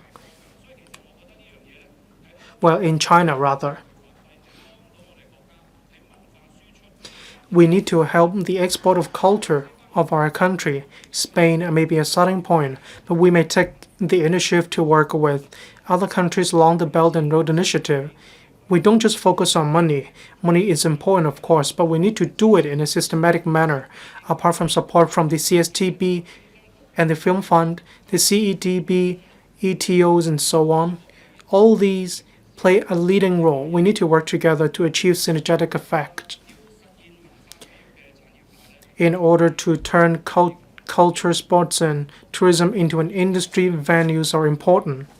Well, I'd like to talk about the Northern Metropolis, NM. The policy address mentioned that some culture venues and sports venues will be set aside for the development of these industries.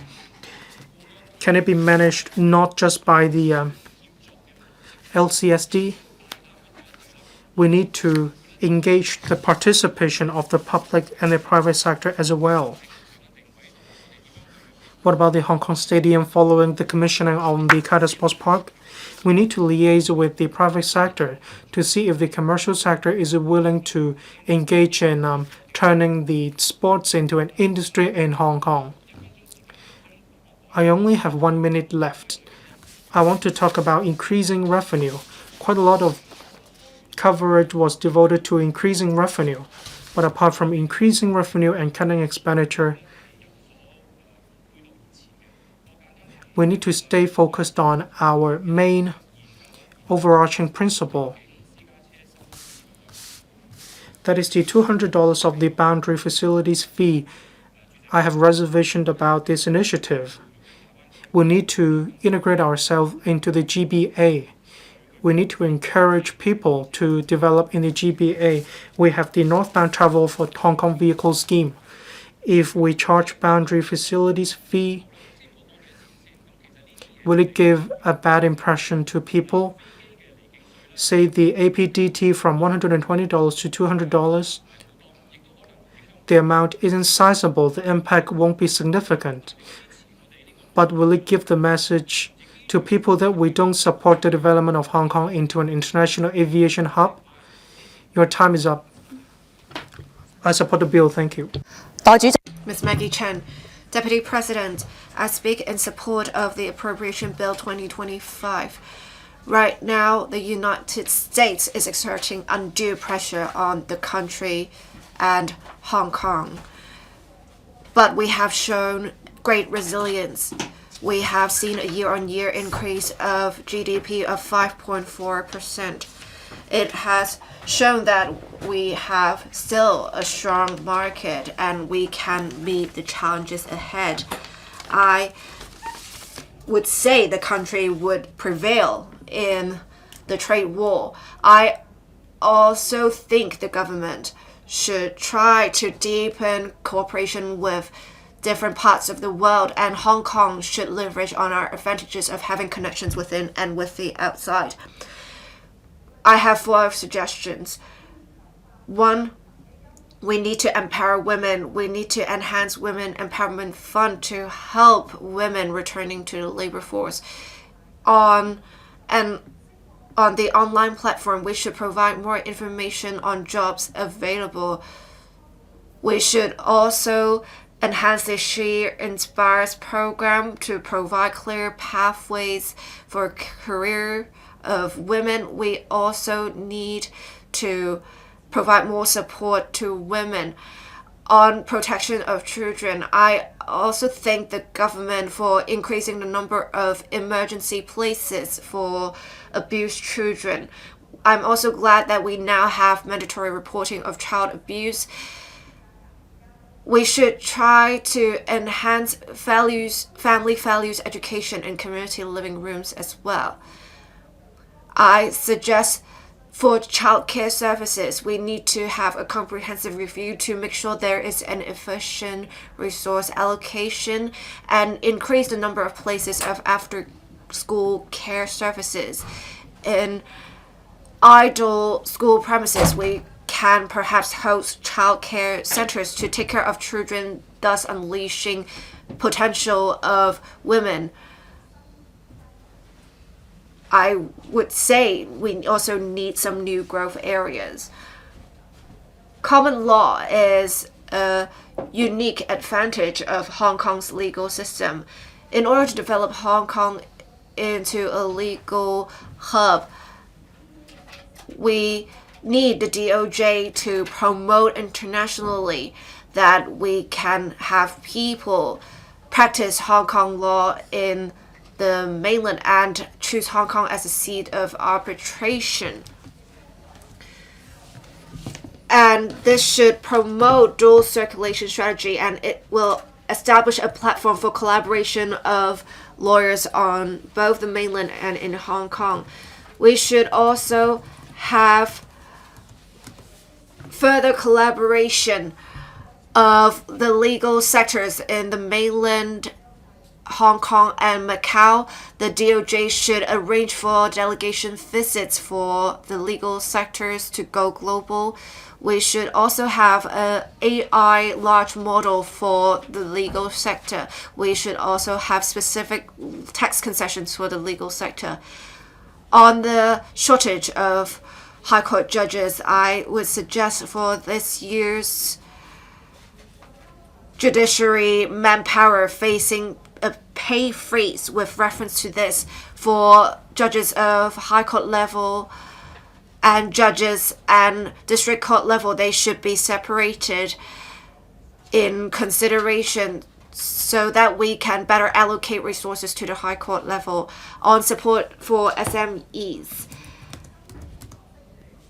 the government should be a good super connector and super value adder and lead SMEs and work with other enterprises in the other mainland cities of the GBA to identify new growth areas and enhance competitiveness of the Hong Kong brand.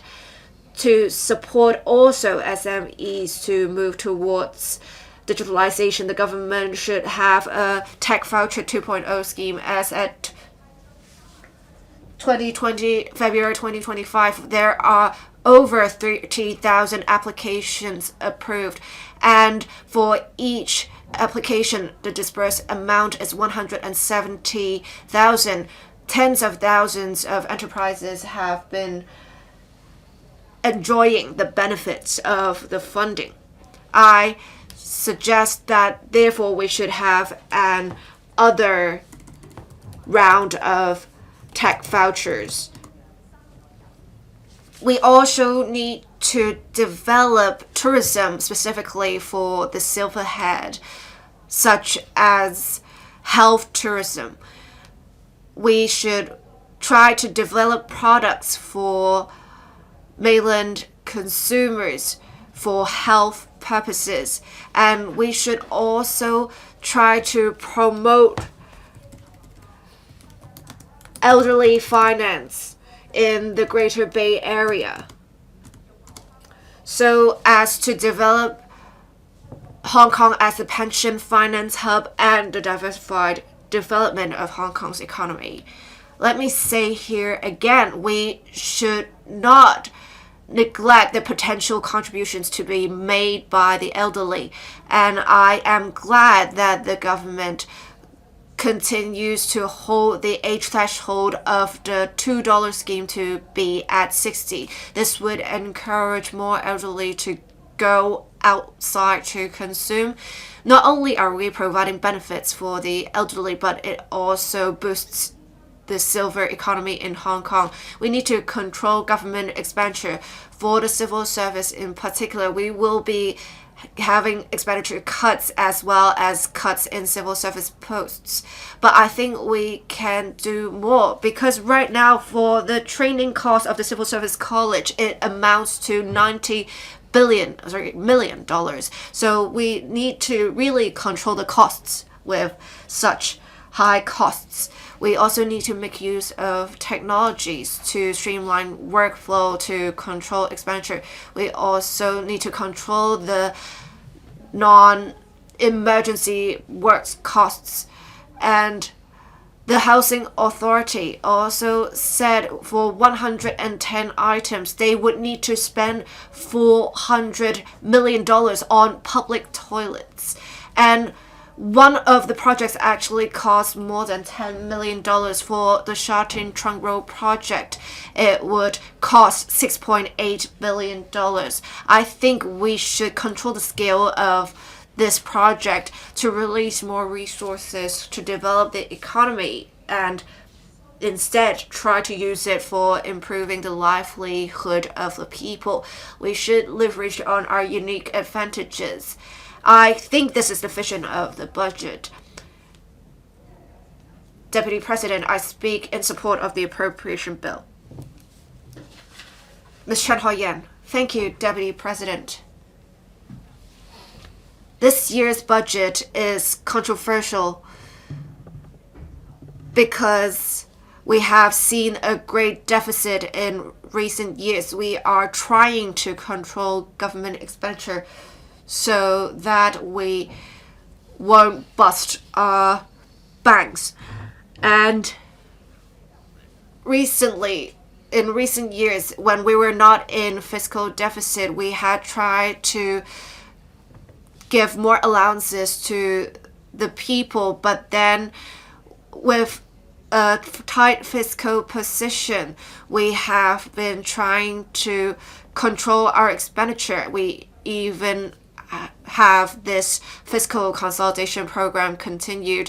And as said by the financial secretary, we are primarily trying to save costs by controlling expenditure, supplemented with developing new revenue sources. But with expenditure cut, there is inevitably going to be some impact on government services.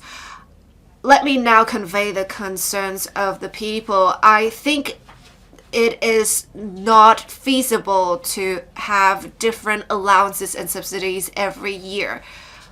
But it seems that we are going too hard in this year's budget. For the grassroots, they face many difficulties, of course, but there is a safety net for them. So the grassroots are not necessarily the ones who are the most affected, but for those trapped in the middle, say those who have recently graduated and started working only recently, and for those who have children and their parents to tend to, they are the most affected. We do not have as many concessions in recent years' budgets. For example, rates concessions have been reduced from $1,000 to $500. For salaries, tax, and concessions, it has also been decreased to $1,500. The threshold for the public transport subsidy scheme has also been increased to $500. Let me say this. The strongest reaction, the measure to which there is the strongest reaction, is the removal of the $2,500 student grant. For families with 2 children, they have lost a $5,000 grant. And we're not talking about providing them with an award. This is necessary support for them. For the student grant, it's not an additional concession that would be provided in a particular year. It was regularized, and there was a reason for its regularization. So when we removed it, the Education Bureau did not really provide any justifications. They did not say, for example, it was ineffective. In fact, if we look at recent years, in the 5 years for the recipients of student grant, it has increased by 10% with the decrease in the number of students. I think with a continuous decrease of students, we should have less of a burden. Without any discussion, the government removed the student grant. I think this is not ideal. I understand there is a need to cut expenditure and the Bureau is faced with some pressure, but do we need a complete removal of the student grant? Shouldn't we consider more factors? I urge the government to reconsider its decision. Now I want to move on to healthcare. In the budget, it says that we would be bringing back some funds to the government accounts from seed capital funds. It is an allocation of resources. It offers the government some flexibility in finances, and I appreciate that. For example, the Research Endowment Fund or the Anti-Epidemic Fund, which has essentially completed its mission. But then we also are bringing back funds from the Hospital Authority PPP, Public-Private Partnership Fund. The fund is still being used regularly up to now, and I have my doubts about bringing back funds from the HAPPP fund. I believe the fund has been able to perpetuate the value of PPP in the healthcare sector. It has also helped alleviate the burden on the public healthcare system. We have been promoting the concept of family doctors and primary health care. We have 11 projects under the fund. It would range from millions of dollars to $200 million. The total cost has in 2024 already exceeded $700 million. For PPP expenditure, as I said earlier, it came from the investment returns of the HAPPP fund since 2016. Ever since we invested $10 billion in seed capital funds, it has helped fund various projects, and after many years of operation, we still have a fund of $10.8 billion. That means no additional resources have to come from the government to support HA's PPP operations.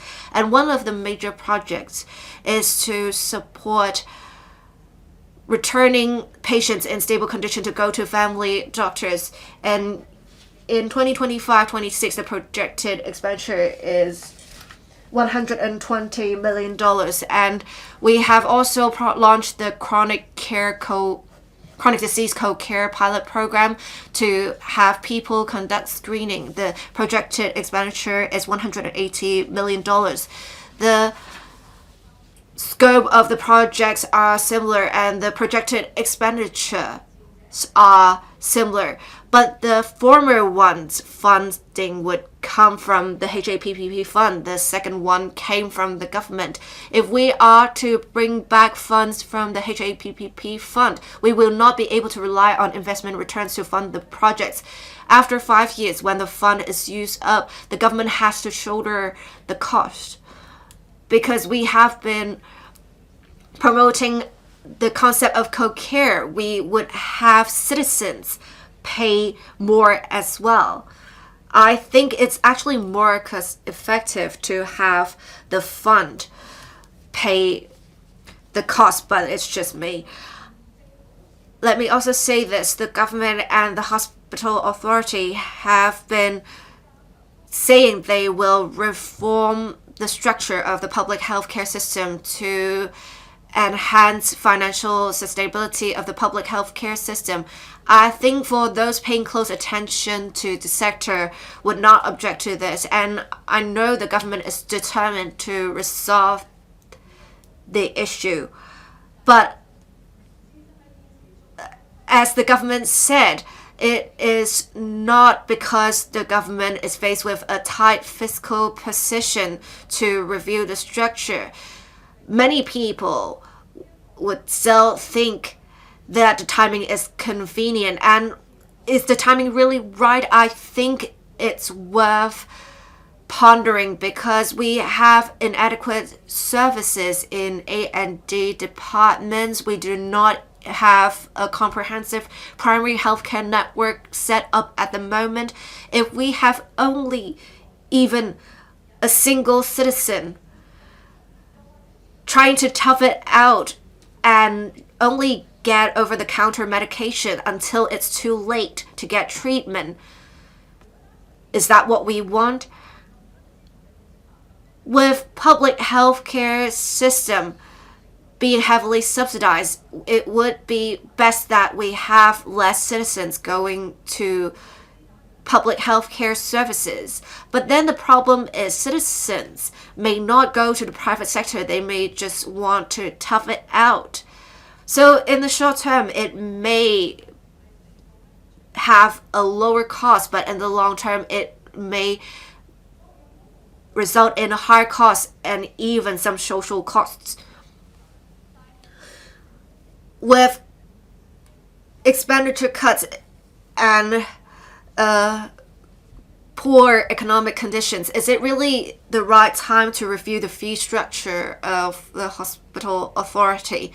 I think, as the president said, people are core to the region. Should we really ignore the needs of the people? I think, well, your time is up. Thank you. Mr. Kissenyan. Thank you, Madam Deputy. We have a deficit close to $100 billion.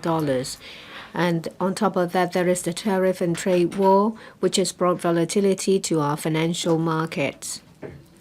The budget focuses on cutting expenditure, supplemented by increasing revenue. There has been a number of measures to consolidate our economic growth. It is necessary. Tourism is an important economic drive. I am happy to see that there is $1.23 billion to implement tourism is everywhere. In addition, there is the Tourism Blueprint 2.0.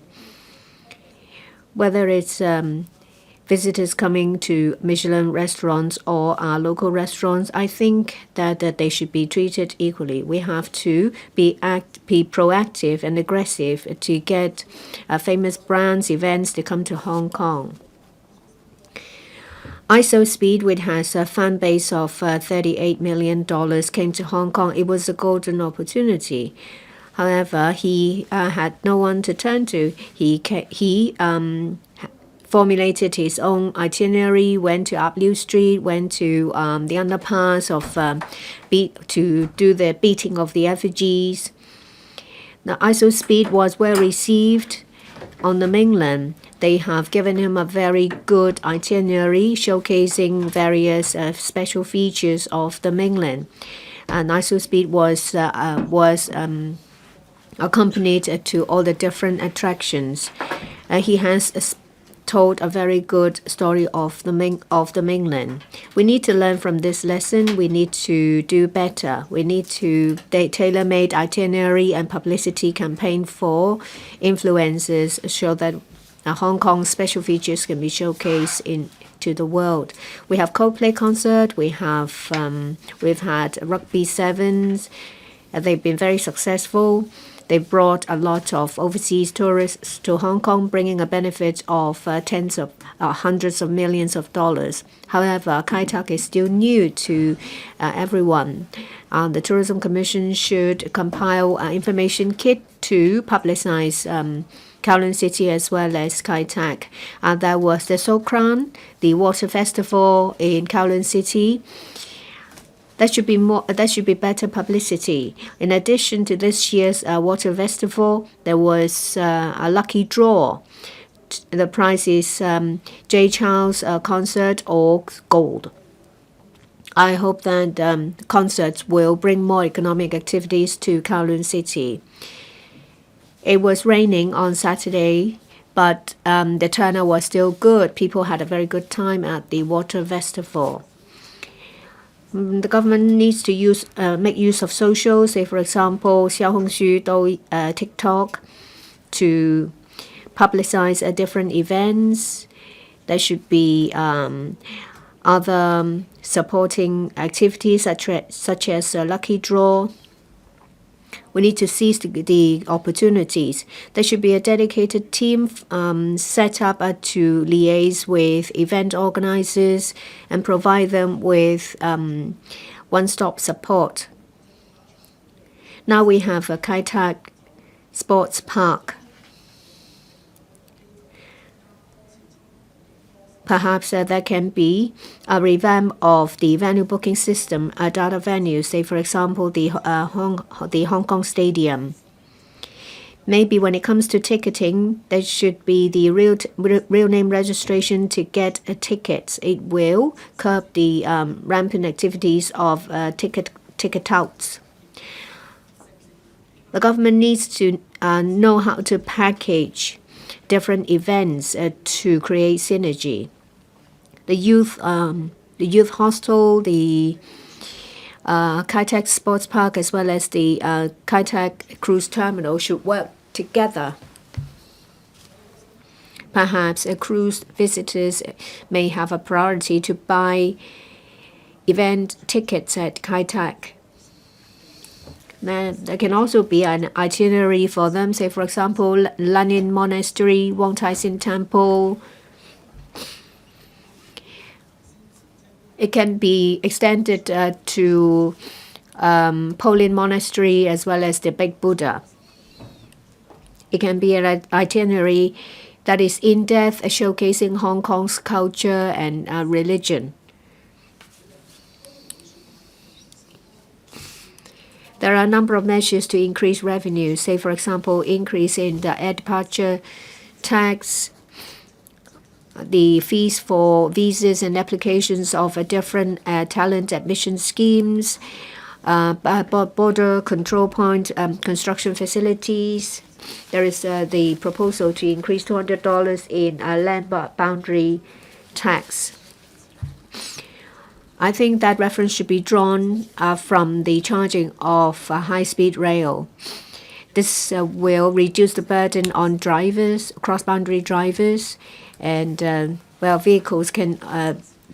It is also a measure to encourage drivers to use the Hong Kong-Zhuhai-Macau bridge. There should be improvement in car parking facilities.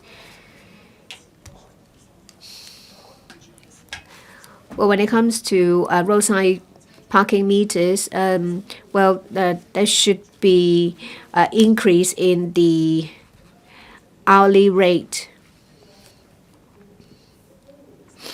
Something should be done about civil servants' emolument. It It costs about $160 billion. In this budget, there is the proposal to freeze civil service pay and a reduction of 10,000 posts. The direction is right. Currently, there are 19,000 vacancies. Do we need to fill these posts? AI can be used to handle clerical work. Robotics can also be used to carry out transportation work. The government needs to take a review and to see how many posts can be replaced by AI. There are many government apps. Some of them have a very low utilization rate. These can be closed down. There are apps with similar functions. Say, for example, HAGO and the e-health app. They can be amalgamated.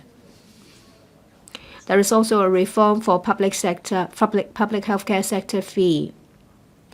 There is a reduction in threshold, but an increase in fees. 2 million people will become eligible. Details are not well known among the community. Applications for eligibilities, various subsidies should be streamlined. Say, for example, if you are on OALA or a student grant, then you become eligible. When it comes to dispensing of drugs, the charging unit should be changed to reduce the burden on patients. Currently, there aren't many options when it comes to evening consultation service. Such service should be improved. With the fees reform, the private sector doctors will charge more. The government needs to monitor the situation. If there is a fees increase in the private sector, then the amount of healthcare vouchers should increase too. There will be an increase in issuance of bond. Well, the MPF has an amount of $1 trillion. Perhaps there can be relaxation by allowing members of the public to use MPF to buy bonds. Bonds has a guaranteed return.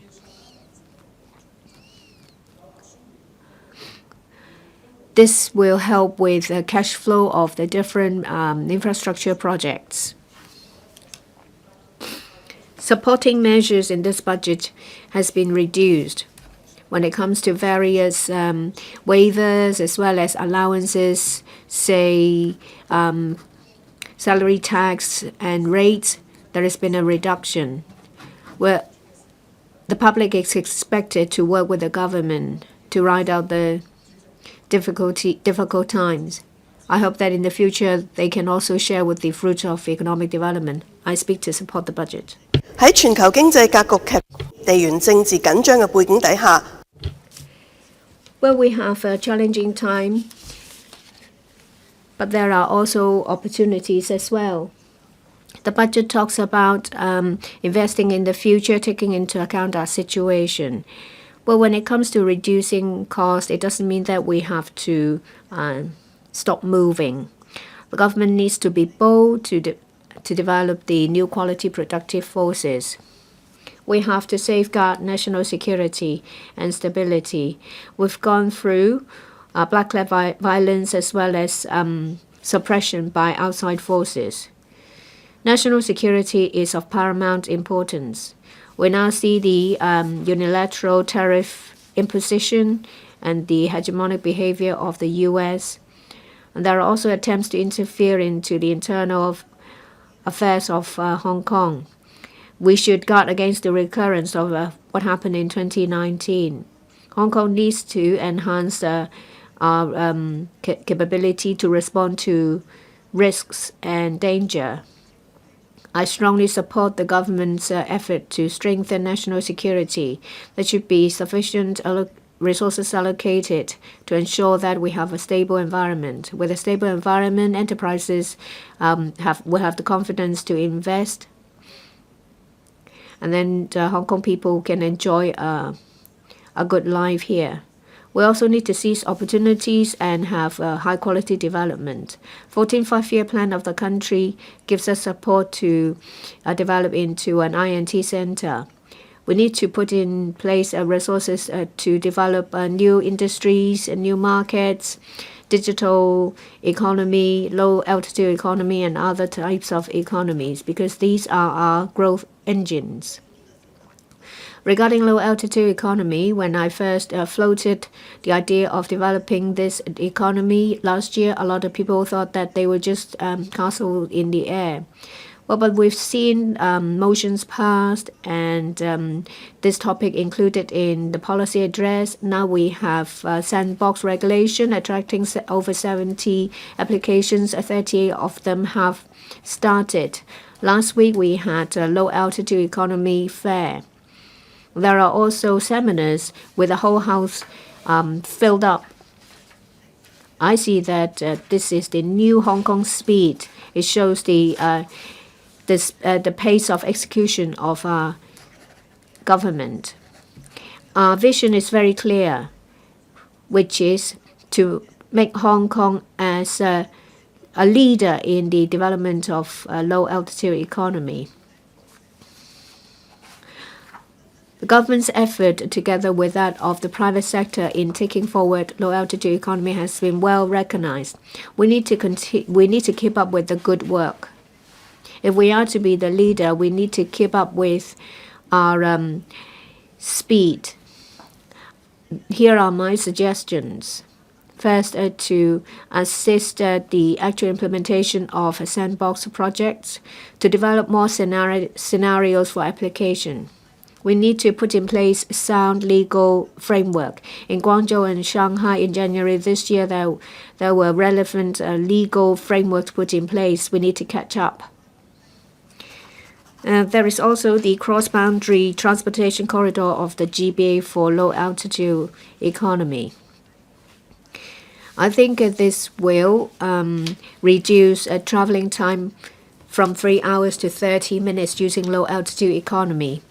We also need to plan for infrastructure. In Guangzhou and Shenzhen, when it comes to planning for infrastructure, a lot of work has been done. In Shenzhen, by 2025, there will be at least a 1,000 landing takeoff platform and 123 logistics platform. In Guangzhou, by 2027, there will be at least a 5 hub takeoff landing platform as well as 100 other facilities. What about Hong Kong? We haven't seen anything. We need to speed up. The fourth area is the R&D of technology. People think that when it comes to hardware of a low-altitude economy, Shenzhen has it all. We don't have to do anything. Well, but 2021 is the first year of development of a low-altitude economy. When it comes to unmanned aircraft, we need to achieve higher quality for endurance quality, green, and low cost. We need to make use of AI in the production line. Charging facilities and loading facilities have all need to be upgraded.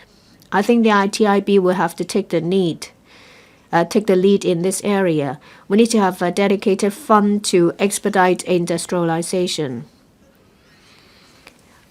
We need to make good use of CSDI as well as the 3D map to expedite the development of low-altitude economy.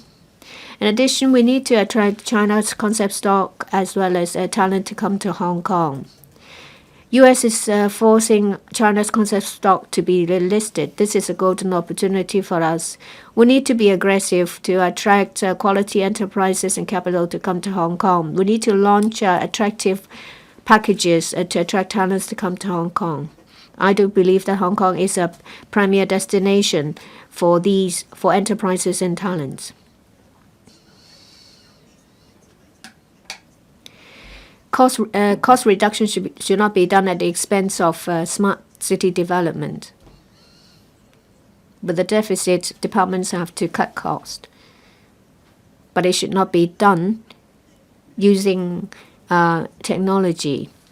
Where there is the coordinator platform, COP, is used in typhoons. But with the deficit, it may be downgraded, which will in turn affect our efficiency in handling natural disaster. Well, there are lots of policies maturing under Smart City. If expenditure is cut, then it will bring no benefit. Well, we need to make use of smart initiatives to cut cost. We can use AI to fulfill about a high percentage of government services. We can make use of a deep-seek AI, low-altitude economy to provide public service and cut manpower as well as increase service quality. We also need to ensure that there is a sharing platform of data. In Foshan, in a city, there are 7 government departments and a number of bodies that are working on the low-altitude economy development platform. There is no need to build additional ones or have individual departments building their own landing takeoff platform. Resource coordination will boost efficiency. Well, we need to use technology as an alternative. Departments should be asked to provide efficiency plans using technology. You need to set KPIs for the efforts to be taken up. We need to invest in the future. This is a critical time for us to upgrade and transformation. We have to exercise caution in our finance management. We need to use AI, low-altitude economy, and other forms of technology. This will be a breakthrough for us. We need to ensure that investment in INT will not be cut. Well, we can expedite our work when it comes to cross-boundary cooperation of low-altitude economy. The government should also take the initiative to attract China concept stock as well as talents and enterprises. We need to safeguard our national security and implement one country, two systems. We'll be able to scale new heights. Thank you. Mr. Gary Zhang. Thank you, Deputy President. I have mixed feelings. This budget is encouraging, but I also have a heavy heart. This budget is surrounded by media pressure, but then we are still enhancing our efforts to invest in the future. It shows the determination of the administration to carry out reforms. But I'm also concerned that the policy are enhanced at the expense of the emotions of members of the public. I need to recognize the efforts of the administration to invest in the future. The Northern Metropolis is one of the main areas. The scale of subventions and the implementation details show the resolve and the vision of the government. Public works expenditure rose from $90 billion to $120 billion. The administration addresses the deficiencies in relation to public infrastructures. So in 2034, we will see the main line of the Northern Link being commissioned, and it will provide transportation links connecting different areas. The GBA 1-hour living circle concept will be turned into the reality. In relation to INT industry, different resources have been mobilized to set up the INT Research and Development Institute. The government invests to drive development and growth. We can see this.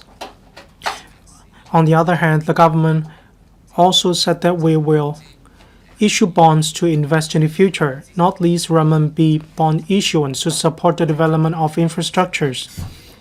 Last year, in this second reading debate, I was talking about whether to borrow or not to borrow.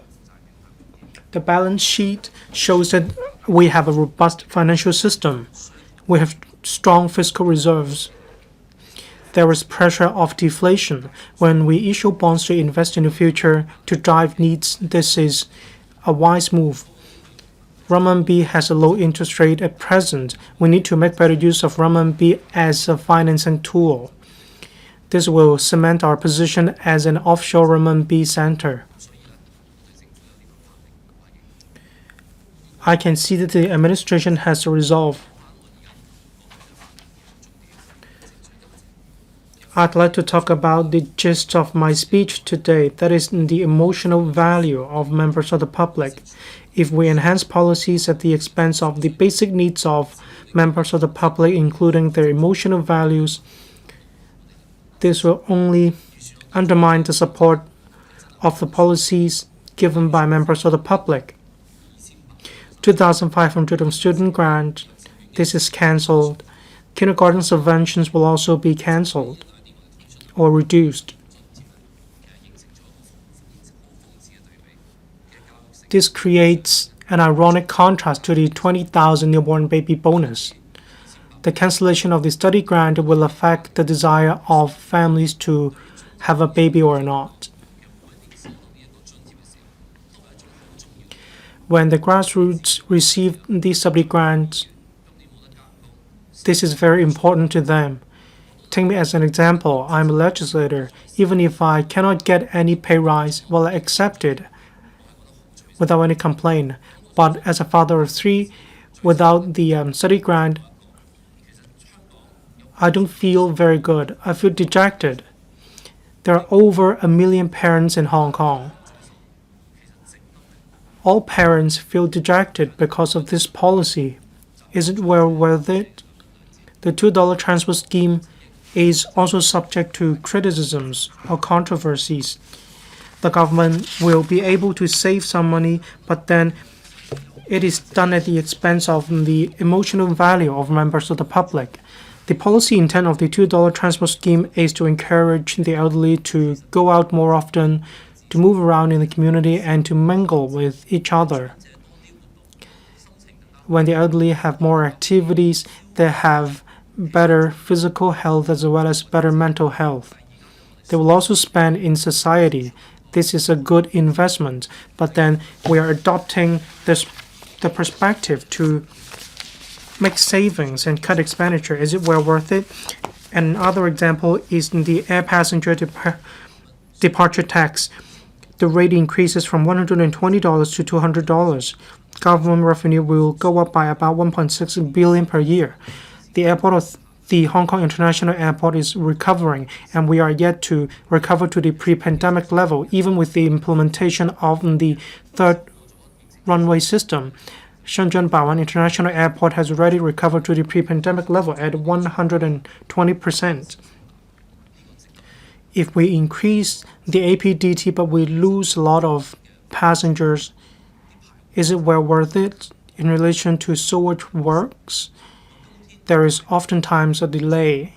Now, for many villages in the new territories, septic tanks are used to handle sewage works. In some villages, works haven't yet been implemented after 10 years. When we asked when they will be implemented, the administration's response is that we are having a fiscal deficit. But the villagers are facing issues of mosquitoes, insects, odor, and so on. But every year, tens of billions of dollars are spent on developing the Northern Metropolis. I support the development of the NM, but then I also identify with the emotions or the feelings of villagers as well. If they cannot share the fruits of the economic success, how can we solicit support from villagers unless we think that their support doesn't matter, doesn't count? Well, I don't believe so. I work in the front line for many years. If villagers don't support infrastructures, then how can we implement these initiatives? The government provides public services and meets the basic needs of members of the public and take good care of the emotional value of members of the public. We need to take into account the forest, not just the trees. The main conflicts facing Hong Kong are not just about a fiscal deficit. When we reduce the fiscal deficit, does it mean that we are fulfilling the most important mission? I don't believe so. We need to forge people-to-people bond in the community. This is high on the agenda. In relation to fiscal deficit, we need to reduce fiscal deficit and cut expenditure. The focus is on leaning the civil service structure. It's not fair to just talk about the civil service. We need to talk about the legislature as well, the governance, the establishment, administrative expenditure, and so on. We shouldn't just focus on cutting expenditure on public services.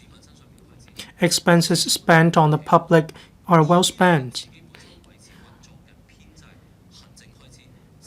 As for administrative expenses, these are exactly what we need to cut back on. We need to discuss reduction on resources on public services when we cannot lean the civil service structure anymore. We shouldn't cut back on public resources whenever we have a fiscal deficit. What the public wants isn't a good balance sheet, but then we want a budget or an action plan with the human touch. Emotion values are very important.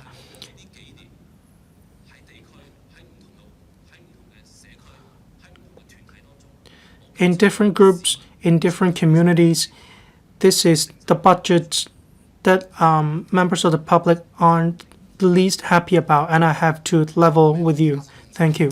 Here I shall share my thoughts on international situation concerning us, and then I'll turn to some issues on local level.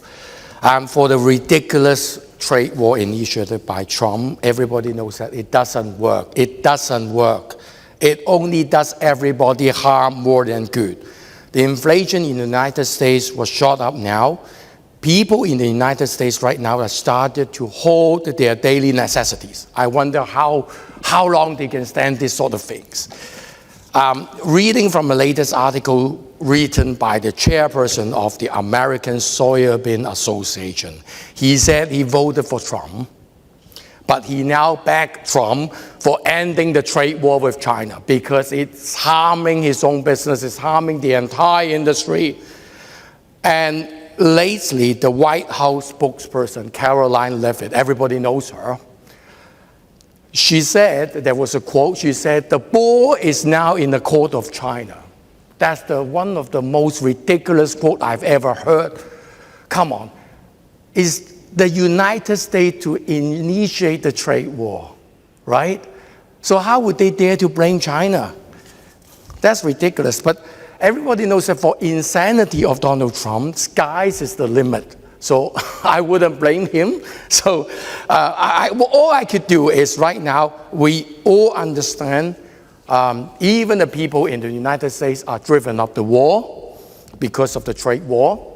And I believe that I need not say any more about that because I trust that time will tell. So going back to what we're going to do, how we're going to cope with this trade war. We all know that China is very well prepared to cope with this trade war. We have every ability and determination to respond and deal with that.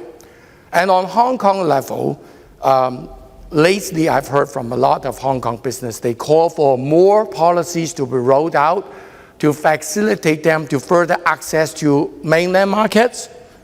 That's the first thing. The second thing is to expand or explore more opportunities in markets outside the United States. So there's an opportunity here. And there's another thing that I would like to share with all of you. There's a couple of good news lately.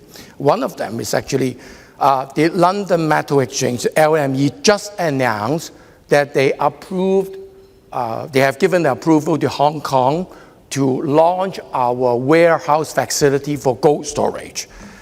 That's a good job done by Chris. I think this actually proved that, you know, we are facing this very tumultuous global situation now. And I believe that there will be a growing demand for gold, for trade of gold. And Hong Kong now got the approval to launch our licensed warehouse facility for gold storage. It proved that Hong Kong is a popular and will be a popular venue for more trade of gold to happen here. So that's one of the good things The second thing is Hong Kong will stick with our free trade principle. So despite the hostility by Donald Trump, by United States government, we will stay the course with our zero tariff regime, because that is the edge under our one country, two systems. And I believe that there will be more opportunities for Hong Kong too. So that is something that I would like to share with you on international situation. Now I go back to some issues on local level. 主席，其實喺本地 Deputy President, on the local level, this is not an easy budget at all. Just last week, while I was chairing the Finance Special Committee meeting,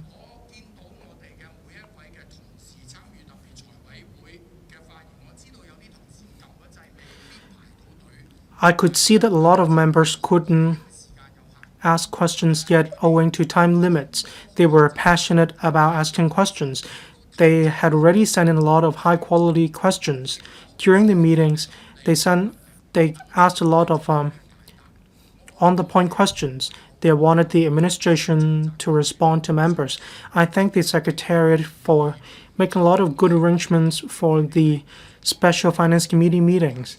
I also express my gratitude to the administration and to members as well.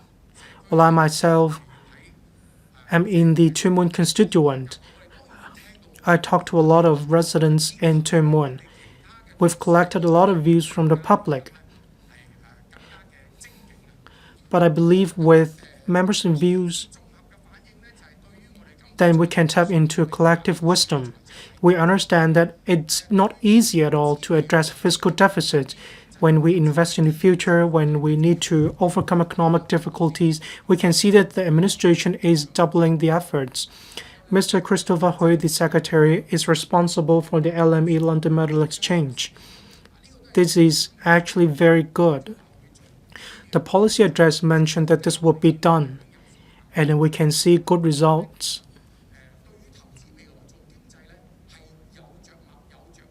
We can see investment in the future. The budget devotes coverage to this. But on a local level, I'd like to speak on this front as well. There are 3 matters attracting backlash from the community. I also heard the same from members in the Special Finance Committee meeting. Regarding the $2 transport scheme, as the DAB advocated, this gives elderly people a lot of good opportunities to enjoy these subventions. A lot of elderly people are grateful to this initiative. We don't want any change to the policy, but then there are bound to be changes to the policy. We have no choice but to accept the changes. But we'd like to let the administration know a lot of members of the public do have views about this change, and I have the responsibility for relating their views to the council. A lot of members asked about the cancellation of the 2,500 study grant to the administration. The first question, the question was first asked by Ms. Rebecca Chan. A lot of members also talked about this issue. We understand it's important to address the fiscal deficit, but some members expressed that this caught us as a surprise. There's no room to steer a middle course. We want to let the administration know our views about the cancellation of the 2,500 grant in relation to the fees reform, in relation to public hospitals. Healthcare expenditure totals $100 billion or so. From the perspective of the hospital authority, we need to carry out reforms to improve the use of resources. But we also need to understand, as for members of the public,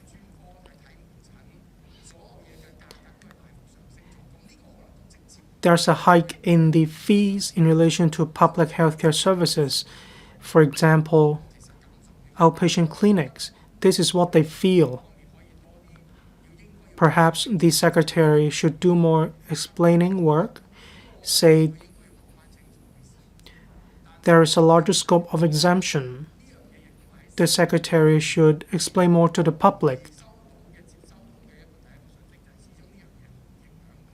After all, this would have a direct impact on members of the public, so I'd like to take this opportunity to express this idea. Well, on to my last point, Mr. Cheching-wan is with us, the Secretary for Environment and Ecology. I earlier already said that I understand the second incinerator needs to be built in Tuen Mun. Once again, against the fiscal position at present, I hope the administration will keep a close watch on the construction costs of such a project. There are many advanced incinerators in the mainland. The costs are on the low side.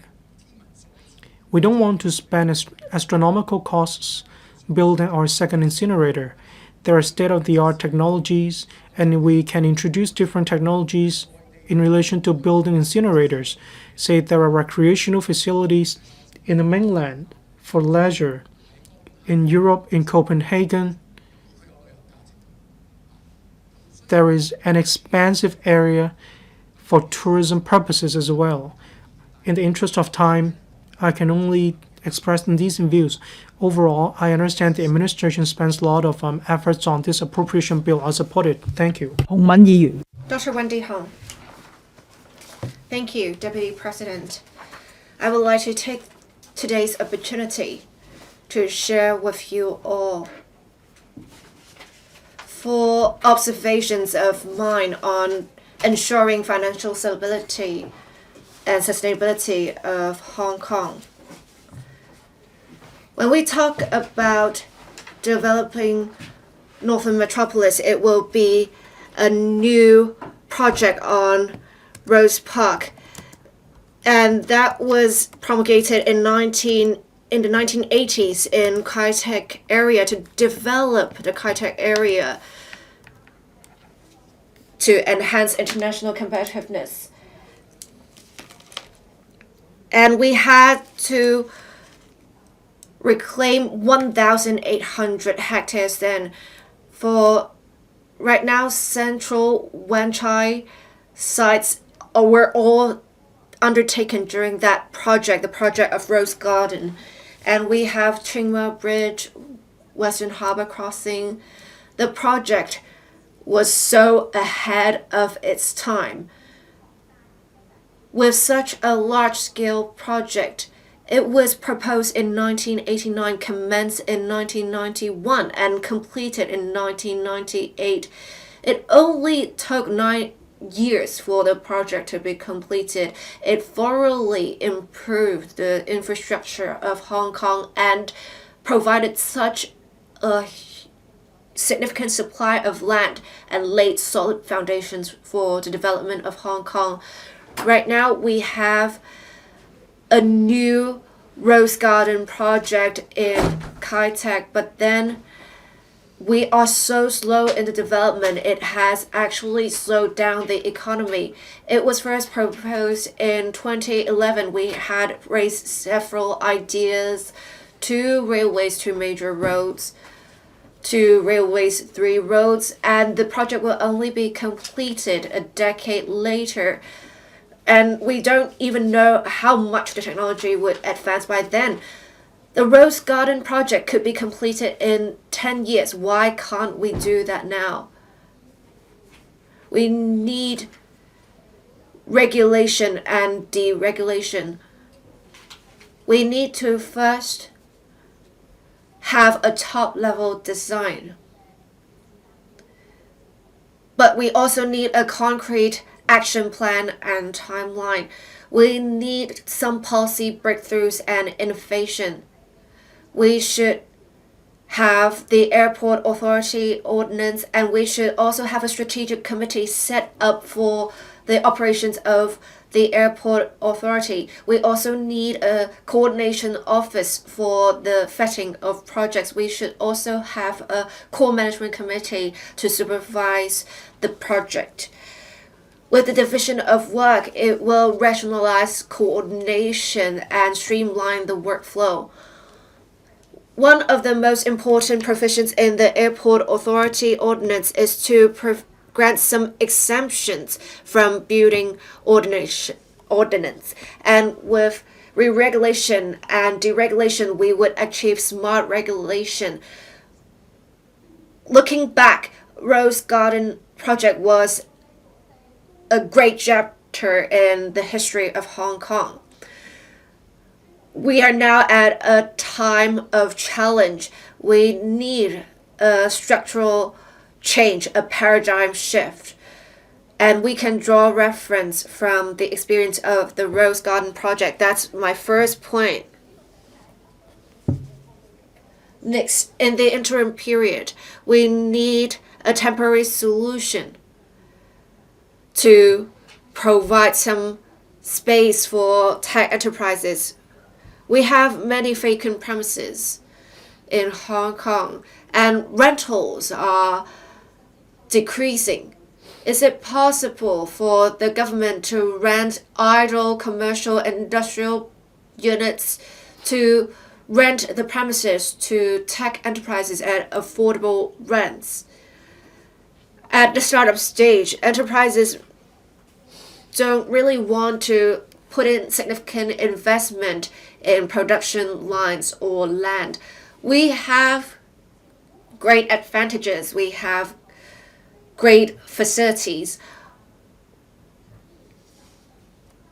I think we should take a clustering perspective and allocate space to enterprises rather than just let enterprises rent spaces of their own.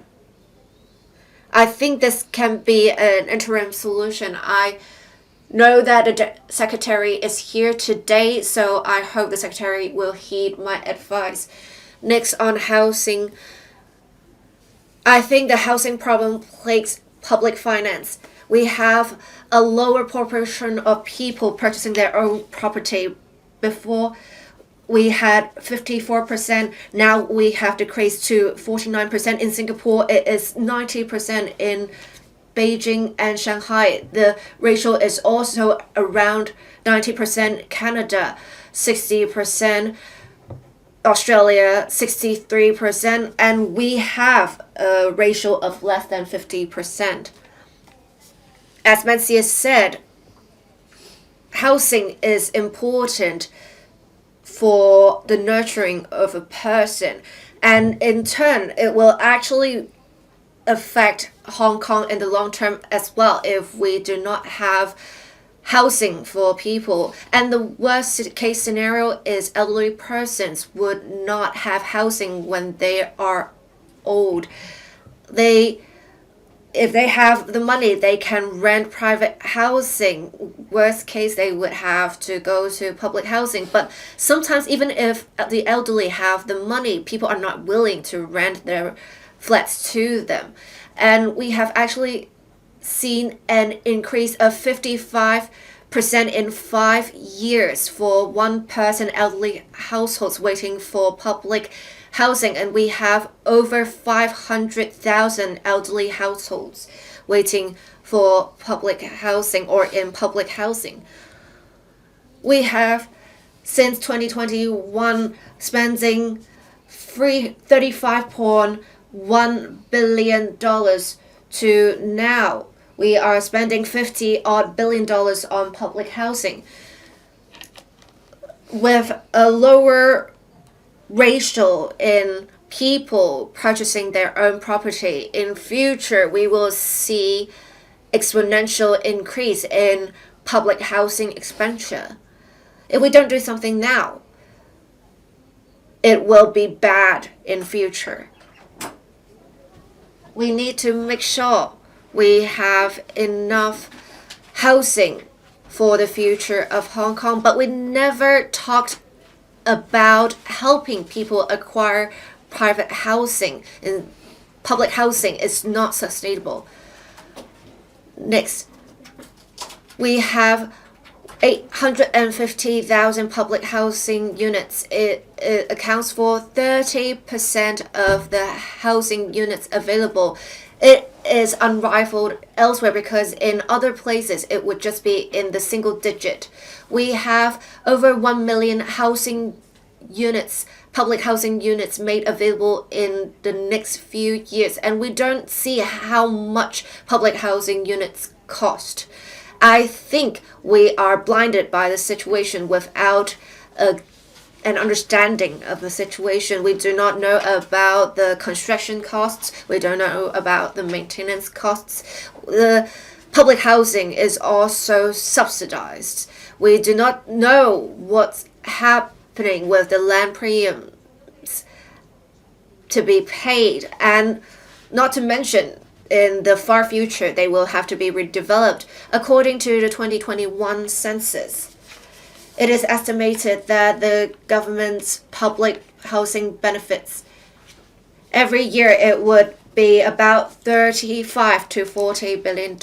It will continue to increase. In future, can taxpayers shoulder the burden?